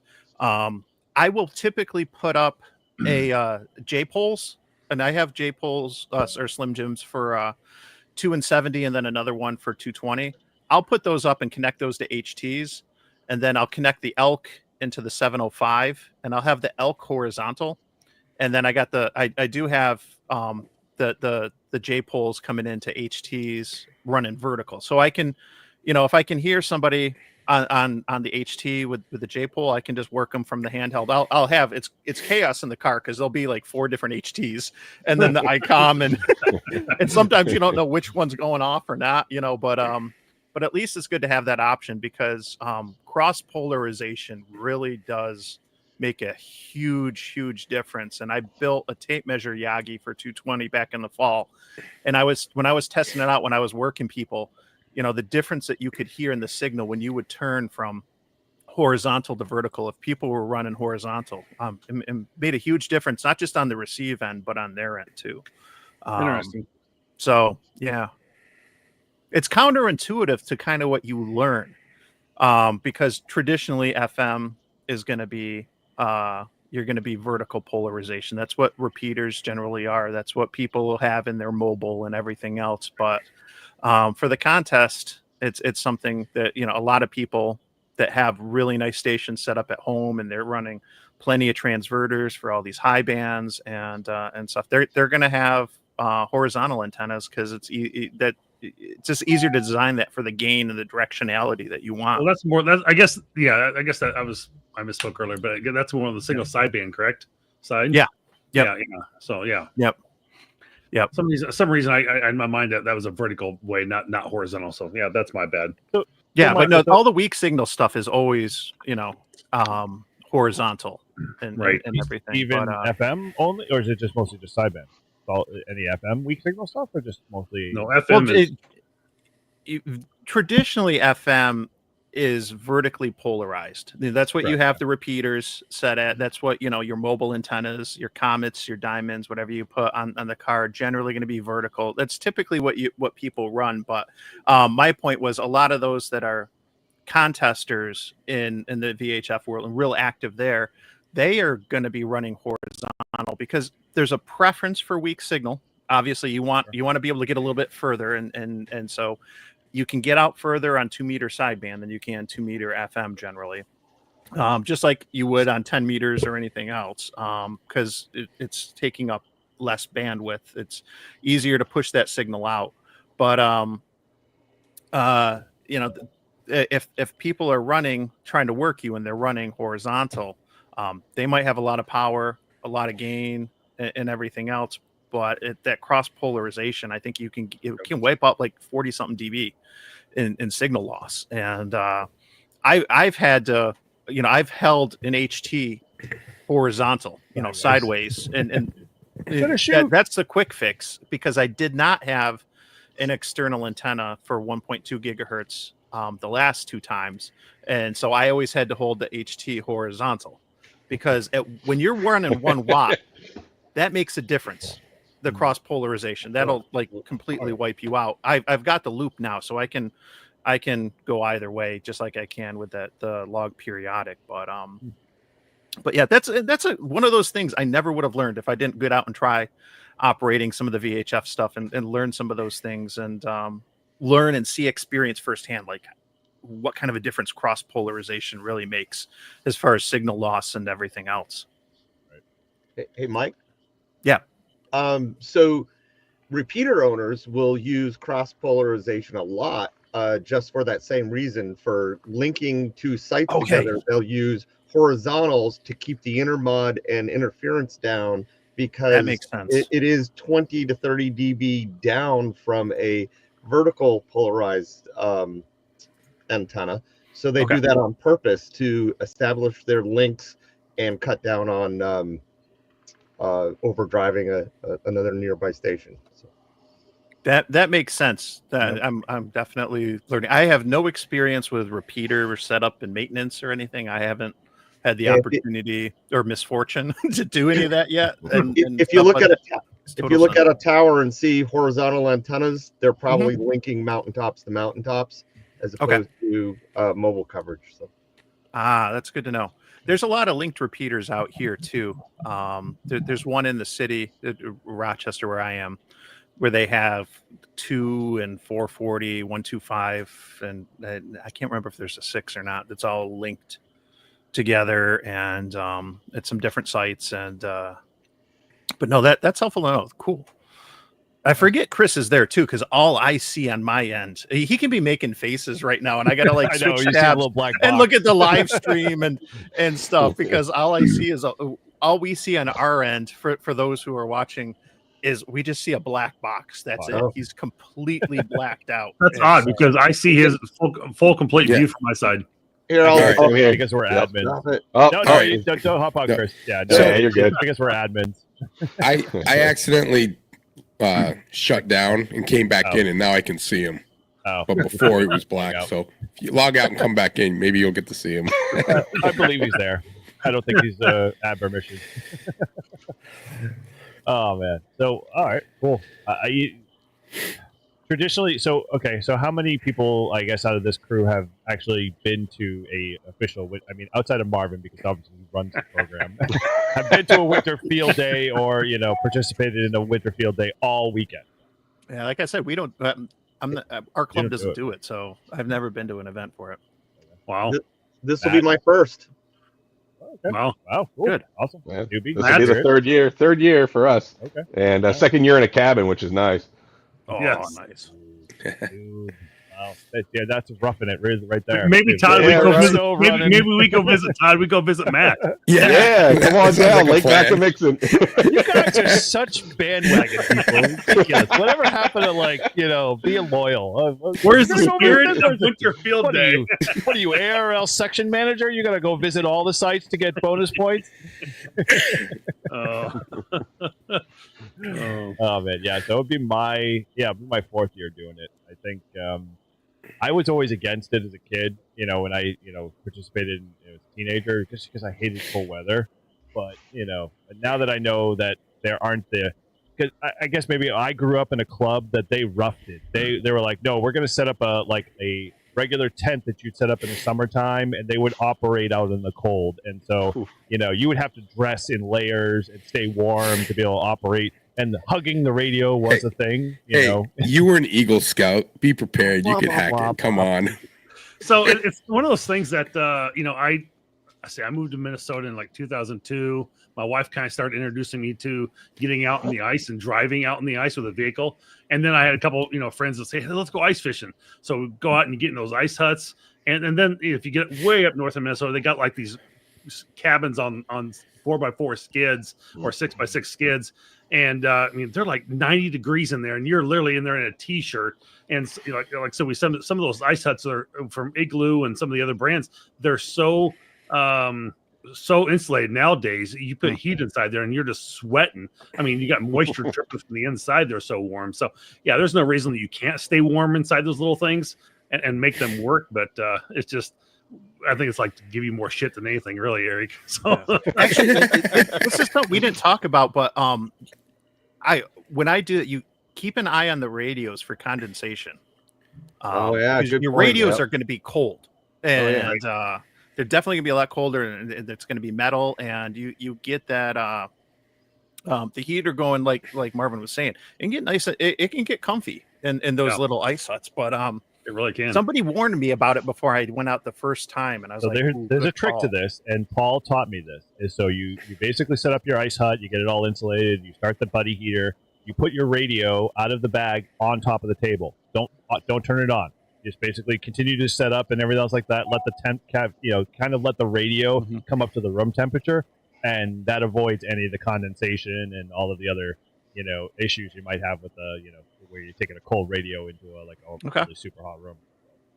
Yeah. I was like, dude, why aren't you operating? He's like, I'm waiting for the radio to warm up. I'm like, what? Like, I'm baking the radio. I'm like, oh, I guess that makes sense. So. It's true. Yeah. It's like any other electronics. You bring something from, it's like you get a brand new TV shipped to your house and it's sitting out on the front porch and it's so cold. You bring it in, you let it warm up before you just go start plugging it in, right? So I guess it's along those same lines, really. Yep. I'm a brave soul. I'll just plug it in. So you got to let the Still gonna work. radio warm up first, then you run the FT4 to warm up the wire. Then you warm up the antenna. Yep. In the meantime, you have the French press going, and To warm you up. yeah, Yep. yeah. Totally. You're You're getting the understanding stone sauna going, and Well, the French press is maybe in the morning, but like mid-afternoon, whatever, it's like the small little whiskey glasses, and you're just doing little hits along the way just to keep the the nice level temperature of the body at that point. I found something several years ago I've used for winter field day. It's basically like a little hot water boiler sits on a plate, and you fill the pot with water, and literally you plug it in, flip the switch, and I bet in about 3 minutes you got instant hot water for tea, hot chocolate, whatever you want to you need to use it for coffee or whatever. And I mean, you plug that thing into 110, it works out great. And you can buy them off Amazon for like $15-20. Yeah, They are I got- beautiful. I got one for Christmas this year. It's awesome. Yeah, they work out really slick. They're great for field day, and I mean, you can just pour a jug of water in there, as long as it's not frozen. But pour the jug of water in there, and keep it, keep your hot water going, and it's great.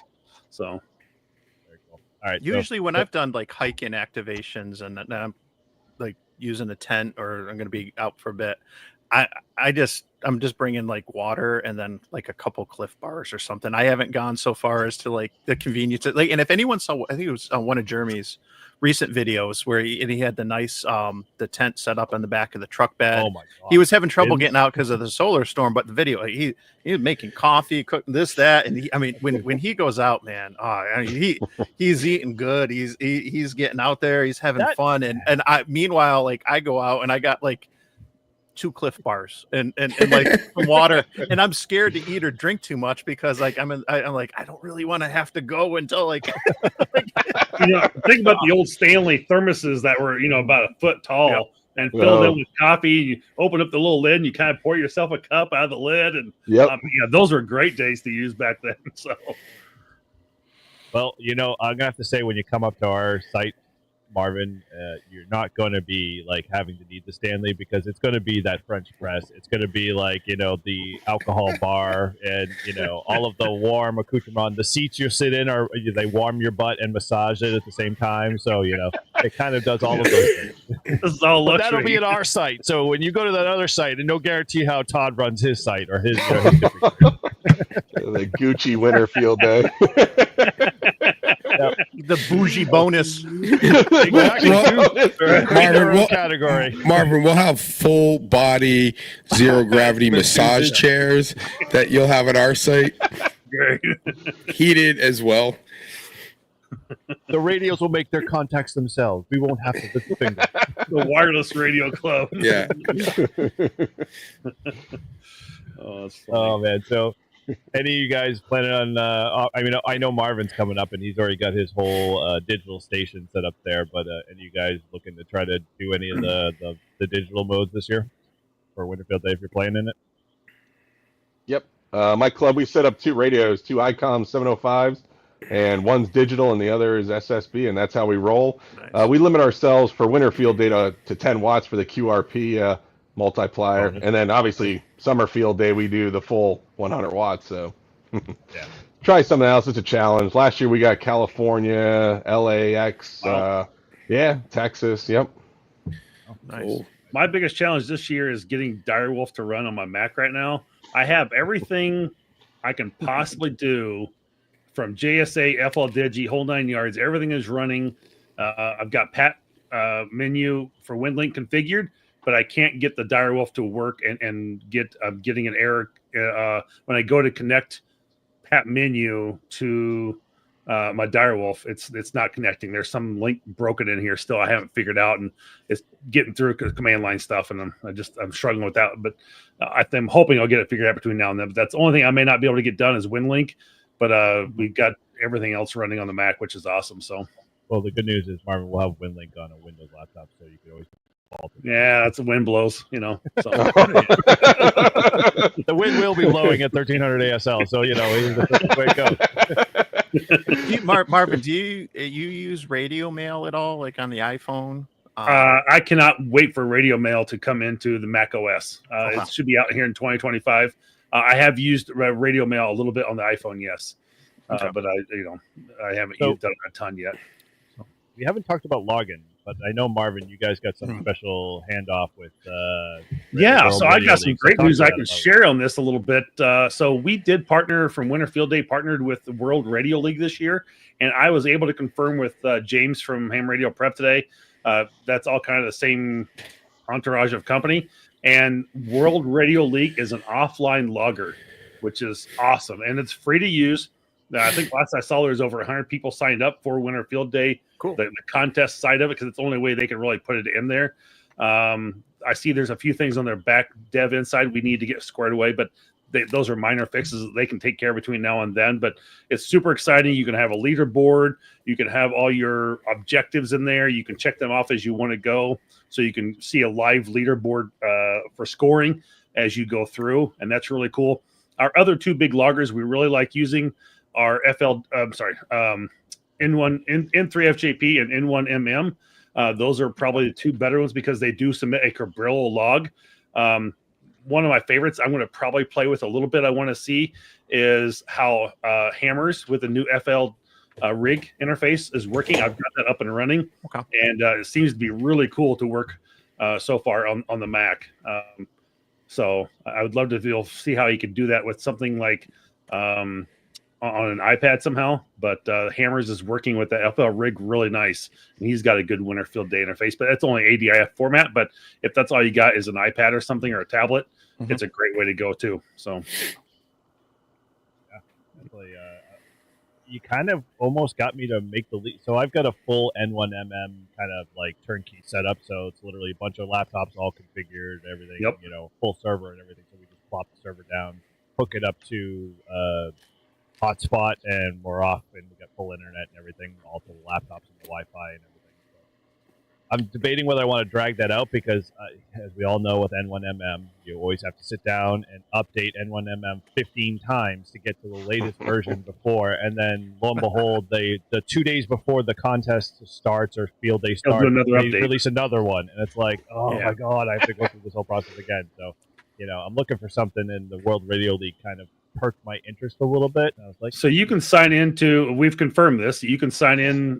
Let's create N1JUR at gmail.com and use password, and then you can create that account. Not the real password, so don't worry. No, probably not, but I'm just making shit up as I go. And so anyway, log into that, and then I can take the same information, log into my laptop, and log into World Radio League, and you can actually do completely separate logging, but still logging to the same what do I say? Log account. same account. Yeah. So Will it do dupe checking and everything? it does. So you're networking over the cloud. That's cool. No, you're just logging in just to each you're just logging into the same account. It's not really a cloud logger at that point. You're just logging into the same account on different computers, but it's doable, so it works. But if you had internet, it would be able to keep it all real time. Yes. Yep. You can do that too, for sure. So yep. So pretty slick little program they've come up with, and really looking forward to it to see how well it pans out overall. So it's our first year running with it, and we've been working with them pretty closely. They'll be pushing a lot of information out probably as of Sunday, coming out with a video how to use it, and all the information around it.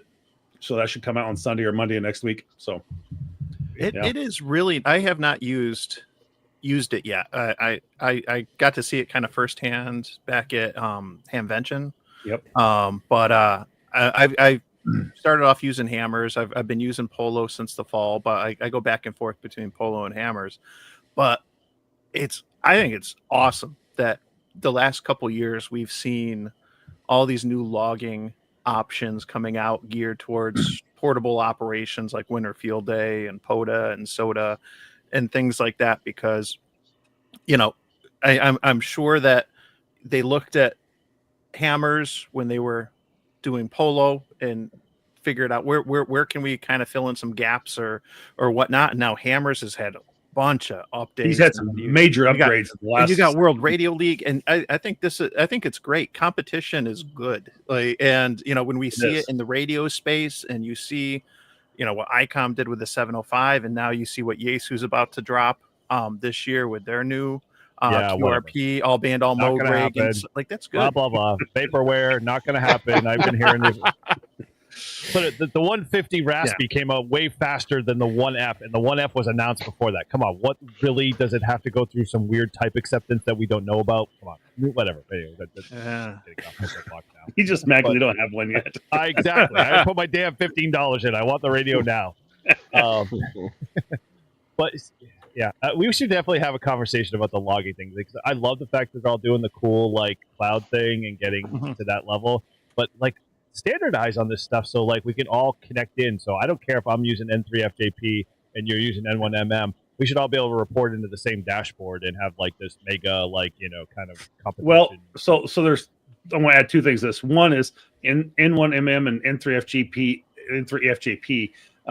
has the capability currently built in, but World Radio League hasn't had the time to fully develop it, where you can log on N1MM or N3FJP and it will feed into the World Radio League right away. So if it's not there, that integration is coming. It may not be here for this Winter Field Day, but I think in future contests they will have that up and running.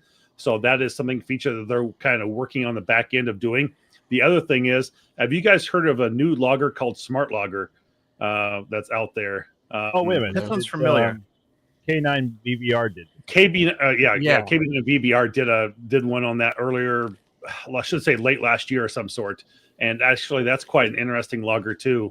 I have not played with it personally yet, but I do find it very interesting. I like that. I like those platforms or those loggers that can be cross-platform, whether it's Windows, Linux, Mac, or maybe you can do it on iOS, like an iPad or something. I really like that capability. So that's really cool that you can make that work, because it does make it easier. If I bring my Mac, you bring your Windows, we can still log, and it doesn't matter what platform you're on. So it's really slick.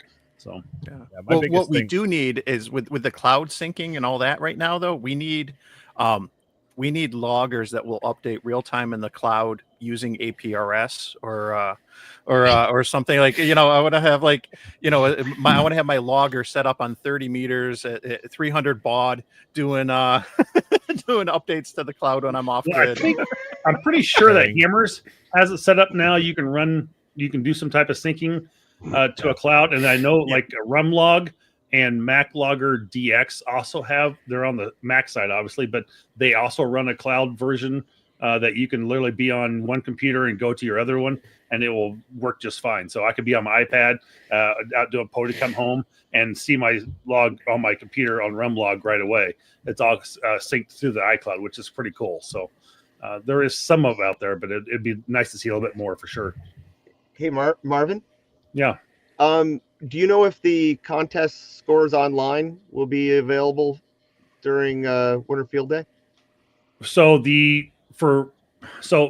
World Radio League is not the official logger site for Winter Field Day, but that will be live. So you kind of give yourself an idea where scores are at. But we will get and when you're done with Winter Field Day, whatever day that is, Saturday or Sunday, I know some people are being done at like 5:00 on Saturday. We'll have the site available for submitting a log to Winter Field Day site then, and it'll probably take us probably a couple weeks to get that processed completely through the system, and then we'll get them out. So we don't. Once you upload your data, it does not become an instantaneous update to the site. No, I'm talking about something else. Have you seen the online scores? Like 30-30 or no. This is so if you have an N3FJP or you're running N1MM, you can upload your scores live and see them and see all your buddies online during a contest. I'm not sure if You talking N1MM. about the club score processor thing? No, I think it's called 30-30. If you go to, I just had it up here, contests online scores or something like that, it'll come up and you can point your logging software to that. That's what usually keeps me going in the middle of a contest. I'm getting tired. I'm thinking about going to bed, and I'll look over and see my place with everybody else. It's called the contest online score. And I think we've seen a little bit of that before, but I know some people, I want to say the other one's 30-30, and some people will put their scores right for that. And then what happens, they'll come in and say, hey, I got 13,000 points during Winter Field Day. And then we come down, it's like, well, no, you got 11,223. It's like, right.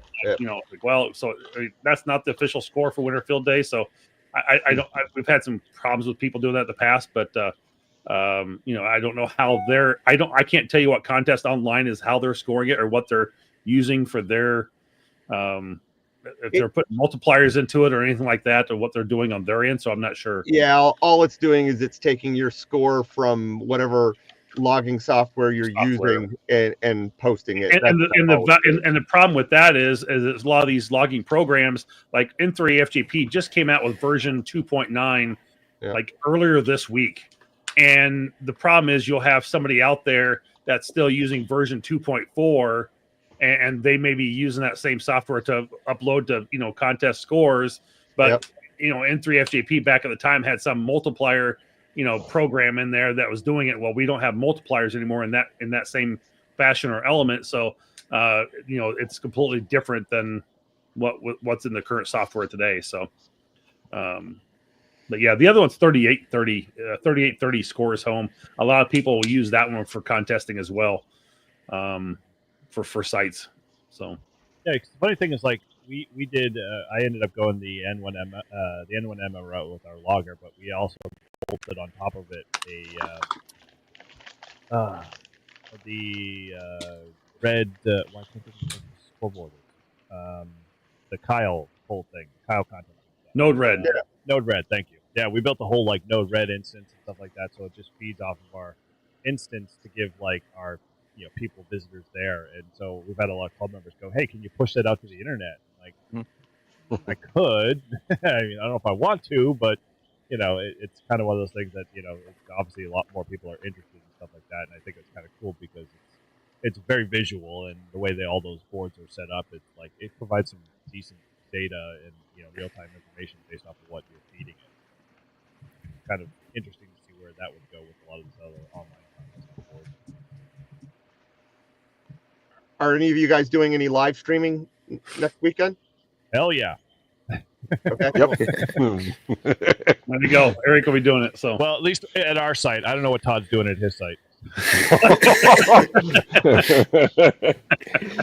we're back to that again. Hey, don't worry, Marvin. We'll actually have internet. They're still using what does he use for internet? He uses that dial-up DSL. DSL. Oh yeah, DSL. So we'll have I'll bring at my least- wireless router. yeah. We'll have one. Bring the Starlink. Yeah. We got one of our guys here. Now, Marvin, for next year, since you kind of got an in with Winter Field Day, Kind of. I got an idea. Can there be a Chris Farley class if you operate in the van down by the river? Bonus points. Oh man, that's awesome. Chris would take that one. just think about the Just buzz think about that would generate. About how many people talking about operating Chris Farley class? Because there's a lot of people who operate in vans out there. It's not just Chris. I So, know, right? But oh, that's funny. yeah, extra bonus points for those that actually dress up the part. I gotta get a plaid suit. Yeah. Oh, That's what it does, boys. For a little Little coat.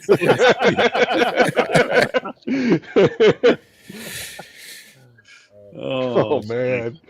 We got to remember this is supposed to be fun. absolutely. You're a huge embarrassing failure. And left. wheel into a goddamn bridge in Bunman. I gotta love him. Oh, that's funny. Cool. Oh man. All right. Do we want to put some closure to this stuff? What's going on? Okay, maybe not. Mike's like, no. You're good. That's fine. Keep it going then. 4-hour stream. No, we can start to wrap it up. Yeah, we're coming up on that 2-hour mark. So Yeah. since I can't see Chris, let's start with Chris. I know, right? Are you still there? First of all, I hear you. But what do you have coming up in the near future? I know we've been talking a lot about the Winter Field Day and some of the activities coming up this month. But what do you have coming up? I got 3 things coming up. Tomorrow is the North American QSO party that I'll be doing. The next weekend is Winter Field Day, and the weekend after that is a really big one for me. That's the Vermont QSO party. Still putting together plans on whether I'm going to go to the county that has the fewest hams in it out in the Northeast Kingdom, or if I'm going to do a rove going to as many counties as I can get. It's a toss-up. Stay and play in the Gotcha. the weakest one, or go around all of them. Wow. How many counties is there in Vermont? 14. Several years ago, I did hit all 14 counties in one weekend, 48-hour period. But the downfall is there's so much driving and not that much operating. Gotcha. Was it bigger multiplier to go more counties than it is just to operate from a single spot, or? Well, I was doing that mostly as nobody had done it in a long time. So I wanted to do that for the challenge. Plus, if you're a rover, every time you go to a new county, you can contact the same people again. So my theory was I was going to rack up points working the same people over and over again, but it didn't turn out so great. Last winter was pretty good. I hit 4 or 5 counties with the van. I'd like to up it this year if I do the rove. But Nice. get on the first weekend of February. Work me in Vermont. Definitely need some local contacts. Well, here's the other piece. Since you've been so successful with your last live stream, you're gonna live stream it again, or your last videos, you're gonna live stream this one. So I am gonna live stream Winter Field Day.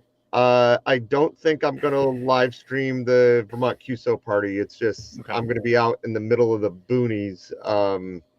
But I will be recording all of it. Whether I get that recording onto the air, onto YouTube, that's another question. But I've been working on getting cameras set up all over the inside of the van here, so shouldn't be hard to get the footage. Cool. Very cool. How about you, Marvin? Stick with the bottom row. Well, obviously Winter Field Day, so we're trying to wrap up a lot of stuff on our back end still for that, getting ready for next weekend. Then I'll be trip up to New Hampshire. After that, it'll be, I think we have a weekend available before we go to Orlando. So I'll be in Orlando, enjoying my time there for Hamcation. So I'll be there for 3 days.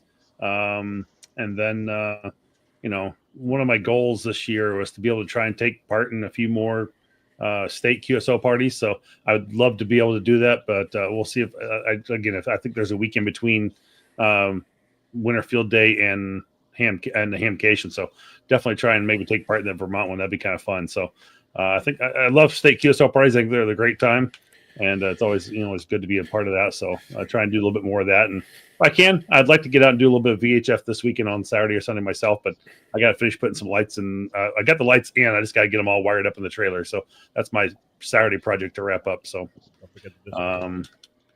we're good there. But that's on my channel, Ham Radio Guy Podcast. Just completed the 50th episode here about a week ago, and got a lot of new content coming up with, and everything's looking really good. So surpassed over 100 subscribers. I think it was right before. I think it was literally on the 31st of December. I was able to get to 100 subscribers, so that was pretty cool. I was very happy about that. Yeah, thank you guys for all your subscribing you've done with me over this channel over the last year here. So I much appreciate that, and gained a few new patrons as well over the month of December. So yeah, things are looking really good. It's been a really good year for Ham Radio Guy Podcast, and looking forward to another great year. Trying to do a few more videos this year. I know I recorded a bunch of content last year, but I just never got it edited and uploaded. I'm sure we've all been there. So but, anyway, hopefully we'll try and get a little bit more out this year. So awesome. How about you, Matt? Well, after your awesome live stream last night, Mike, I want to go out there and do some VHF tomorrow. So the couch was going to get warmed tomorrow, but I decided I'm going to go outside and freeze my butt off and try to get some contacts on VHF. So that's the plan. And then obviously get ready for Winter Field Day. And I know we have like real low temps next week, at least down here in Pennsylvania. I'm thinking about going out to a park on Wednesday, which I think the high is 15 degrees. And I guess I'll have to keep that battery close to my body to keep it warm.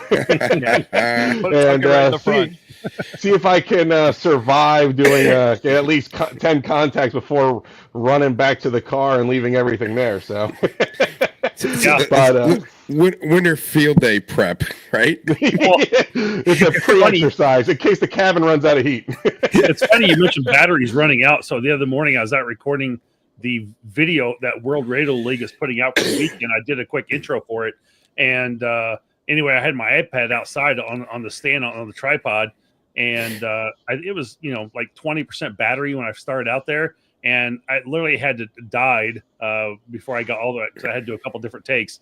And it was like that battery is so cold. It was like 16 or 19 degrees outside. That battery on the iPad just died just like that. So yeah, it's incredible. Yep. It's like no good. So keep it warm. Yes. So yeah, that's pretty much it. I successfully uploaded my first YouTube short. The first one was a failure, and I stopped doing that. So I have like 3 more to go from my trip to World's End State Park, which is the background here. So that was last week. So other than that, that's pretty much it. Hoping for warmer weather. Yeah. All right, top shelf. Todd. What's coming so up for wow. Well, are we talking about? choice meat? Well, I want to get my extra, so I'm working on that. I want to put up my DX Commander in the spring. That's a definite plus, and I'm working on cleaning up and redesigning my shack a little bit. And I am made the decision I'm going to convert to Apple and put all my ham radio stuff on a Mac. I'm done with this PC crap. Sorry, Thank Eric. It is. I'm ready to like toss the thing. I cannot. I'm trying to get. And those of you who don't know, I'm trying to get a driver for a program for my son to be able to use his quadcopter. I need to program it onto his radio, and I need to know how they program the quad. And to do that, I got to connect it to the computer to a program. It does not work on the computer, and the driver will not download on Windows 11. And I've looked on YouTube, and I've done it, and everyone has the same problem. So I think I might be going to my buddy's house this weekend who uses Mac and just plug it in there because he says it works no problem without any drivers. So been doing my research and probably going to switch over to Mac, at least for the ham radio stuff. And I'll still use the PC for the streaming and that kind of stuff. And I want to get my first video out there. I do have some footage I have to learn how to video edit, so that's another thing on the list. So I've got a lot going on. Todd, if you need help with anything with the Mac side, let me know because that's what I've moved my Radio Shack. complete system to. Relax. So All right. I'll help you Yeah. out. Yeah, I'm finding more and more people are doing that, so it must be a good move. It So, is. but yeah, I'm just waiting. I'm waiting for the Mac. The MacBook Air is coming out in I don't know. They say any time now with the M4, and the reason I need a laptop for it is because I need it to run these quads. A lot of times you need to adjust them, and you need to plug them into a computer. So Only thing I'd be a little cautious of running the M4s because it's just so new. It may not hurt just to look at one of the M2s or M3s. I'm running an M3 here, MacBook Air. I've got everything running pretty good on that one. I'm not saying the M4 won't work, but I'm just a little cautious of being those new drivers and that new Intel chip a silicone chip that, things may not quite work the same yet, but. yeah, well, I never buy right away. I always let other people buy, and then I watch the videos and see what the problems are before I make the decision. So, but yeah, that's the plan for next year and in the upcoming. But I'm really looking forward to Winterfield Day. I think it's going to be a lot of fun, and it's going to be good. It's going to be good to get outside and hang out with the boys and make some contacts. Yeah. What do you got coming up, Eric, outside of Winterfield Day? Well, let me see. Outside of Winterfield Day, channel-wise, at least for me, we've got a big battery box build that I'm finally working on. I've been studying the great K-Murder and all of his battery box builds and all the stuff that's out there, and decided that, if y'all saw my HF truck video install, you all realize that, I don't spare expense when it comes to like kind of doing it buy ones, cry ones kind of approach. So Yeah. I basically took the attitude that I'm going to do the battery box the same way. So I got all the parts finally in, and so that's going to hopefully hit the channel soon. And then I've got all of the other like detailed build videos that people have been chomping at the bit to get. I've got some cool insider kind of baseball stuff. I had a guy in our club, Todd knows him, K1G, big electronics guy. He saw my video that I did on that Bluetooth FT8 device, and he's like, dude, can I borrow it from you for a while? I'm like, why? He's like, I want to tear into it and see if we can actually make it work so it can actually truly do Bluetooth, cat control and Bluetooth over serial. So like we can start doing FL Digi. So he's kind of dissecting that whole device and tearing into it. And so I'm hoping he can come back to me and say, hey, we just need to make a few software changes and we can make it work. And then I'll be like, oh, cool. And so, I'm looking forward to seeing what he kind of pulls out of that to make it work.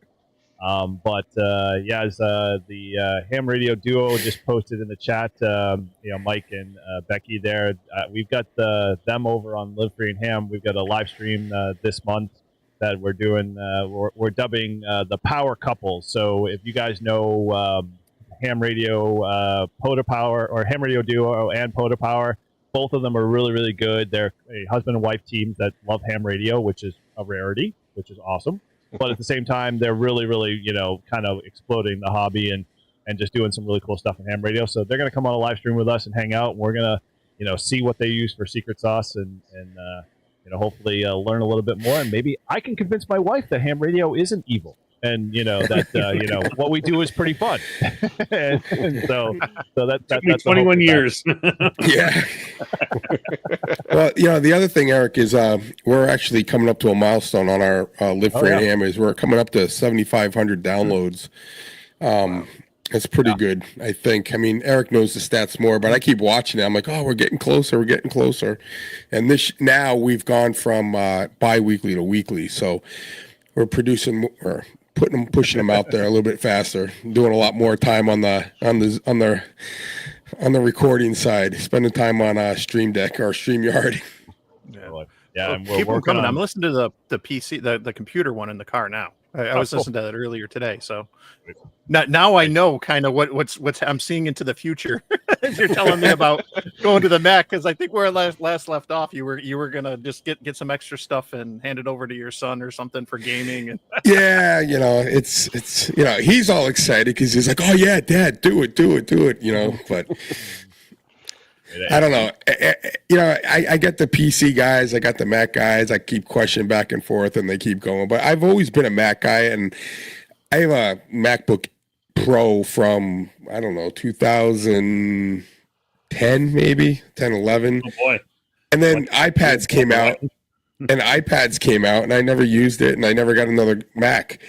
And my first computer I bought was one that I got up for ham radio, and yeah, it's a great computer. Eric built it for me or told me what to get, and it works great. But I need it to work on my other hobby too, and it doesn't want to cooperate. So, Yep. And then the only last piece is we have our lovely oh yeah, hams.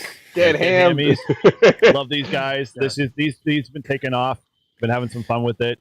If you haven't figured it out, go over to getham.com and you can learn more about them. But you can pick up yourself a set and hand them out to people. And if you're a Jeeper, what this sort of represents in terms of ducks. But way better, way cooler, and we can have some fun in the ham radio hobby with something similar. So, yeah. Well, we talked about Winter Field Day and the VHF contest coming up. POTA Support Your Parks weekend also. So you got VHF and Support Your Parks. Support Your Parks is going on right now. It's already started almost 2 hours ago. But VHF starts tomorrow afternoon. Next weekend is Winter Field Day. I said this last night. January is like my Super Bowl for ham radio because you start off the year and you can get that POTA certificate for activating or hunting in the first few days. And then I didn't do it this year. You got the Ready Roundup. That was earlier this month. You have VHF contests, Support Your Parks for POTA. You have Winter Field Day. But what we didn't talk about, and maybe I will get Marvin and Chris in the logs that 31st, 1st, 2nd, January, February, because it is the AM rally. And that is something I did last year and I will do again. The AM rally starts Friday night on the 31st and goes to like the middle of the night on Monday, February is the 2nd or 3rd. And that's a fun event. If you want to give AM a chance, you should get out there. I can't remember if I live streamed it or not, but I went out and did a late shift POTA on 40 meter AM, and I'll probably go out with the off center fed for 40 and 80 and give that a shot. And that page took a little while to load too, like an AM radio. Yeah.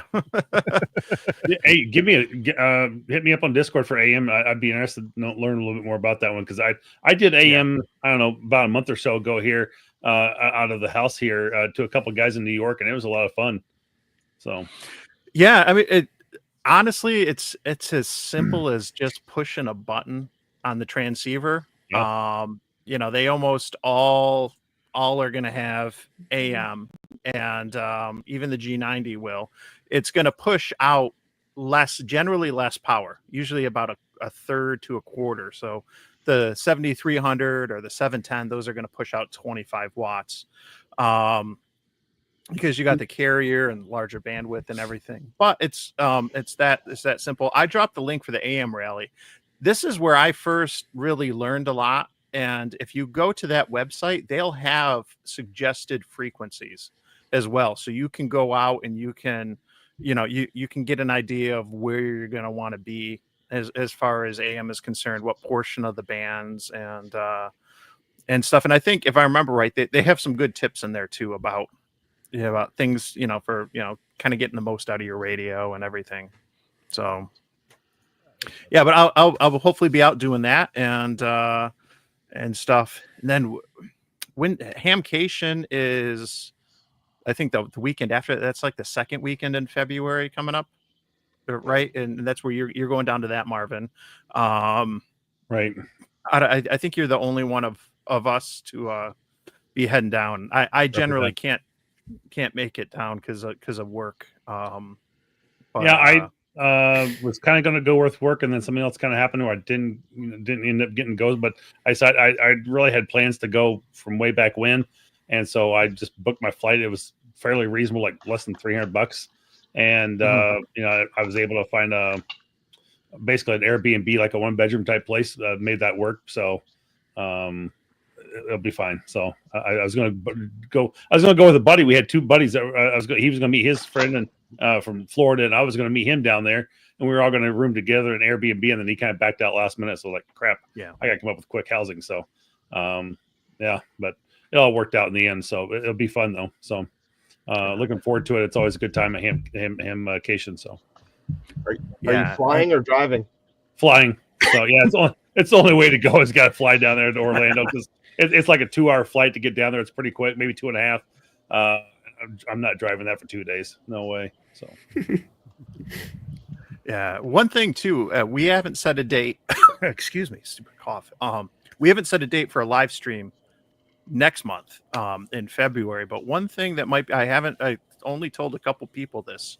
One thing that's coming up for me next month is we're doing a family vacation down to Puerto Rico. So I am looking forward to activating POTA down in Puerto Rico for the very first time with my son. That should be a lot of fun. I haven't gone so far as to looking at parks or anything else. We got our reservations and everything. I'll spend the time once I get through these next couple weeks of Winter Field Day and the contests and everything else before planning it out. I've reached out to Carlos. Carlos has given me a long list of food and places to try and to go to and everything else. But I'm looking forward to that. That should be fun. It'll be the first time traveling like by air with my radio gear. I've traveled by car, but not by air. So that'll definitely be a fun experience. So Puerto Rico is part of the U.S. territory. So I don't think we have to do anything different with our licensing down there for that. Is that correct? Yeah. Yeah. Okay. I think you got the option if you want to throw in like the Kilo Papa 4, whatever the prefix or suffix is, but I'm not going to mess with that if I don't need to, because then that confuses things for logging and how you log it and POTA and QRZ and other stuff. So sure.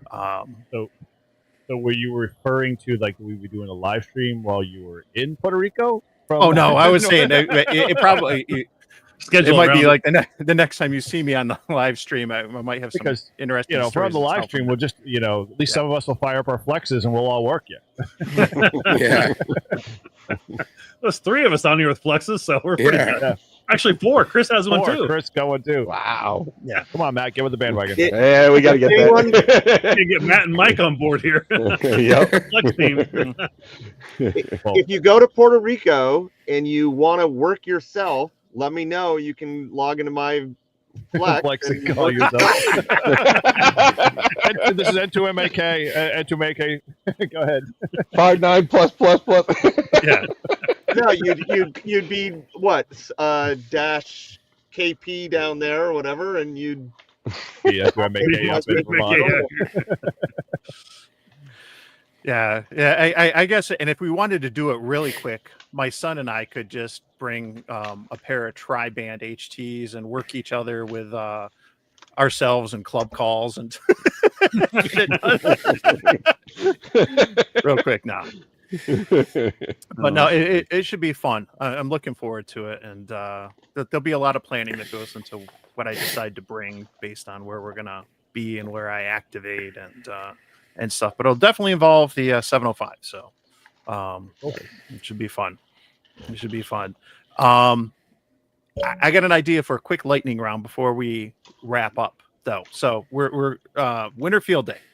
Since we were kind of talking about that Winter Field Day, I'm going to go around. If you could go out and do Winter Field Day with one antenna, what would it be? G5 And RV. I'm gonna start with Todd. Oh, I Come wanna see if on. Yeah, The no, buddy pull, come on. The buddy hex. The buddy hex. I'd use the buddy hex if I had it. Me first. Okay. Yeah. All right. The TN07109 antenna. It's a multi-band infed half-wave. It's a really great antenna. Had awesome contacts on it. So Very I would cool, just very- do the standard 9-to-1 random wire. You could tune it, get all the bands you want, no issues. What about you, Chris?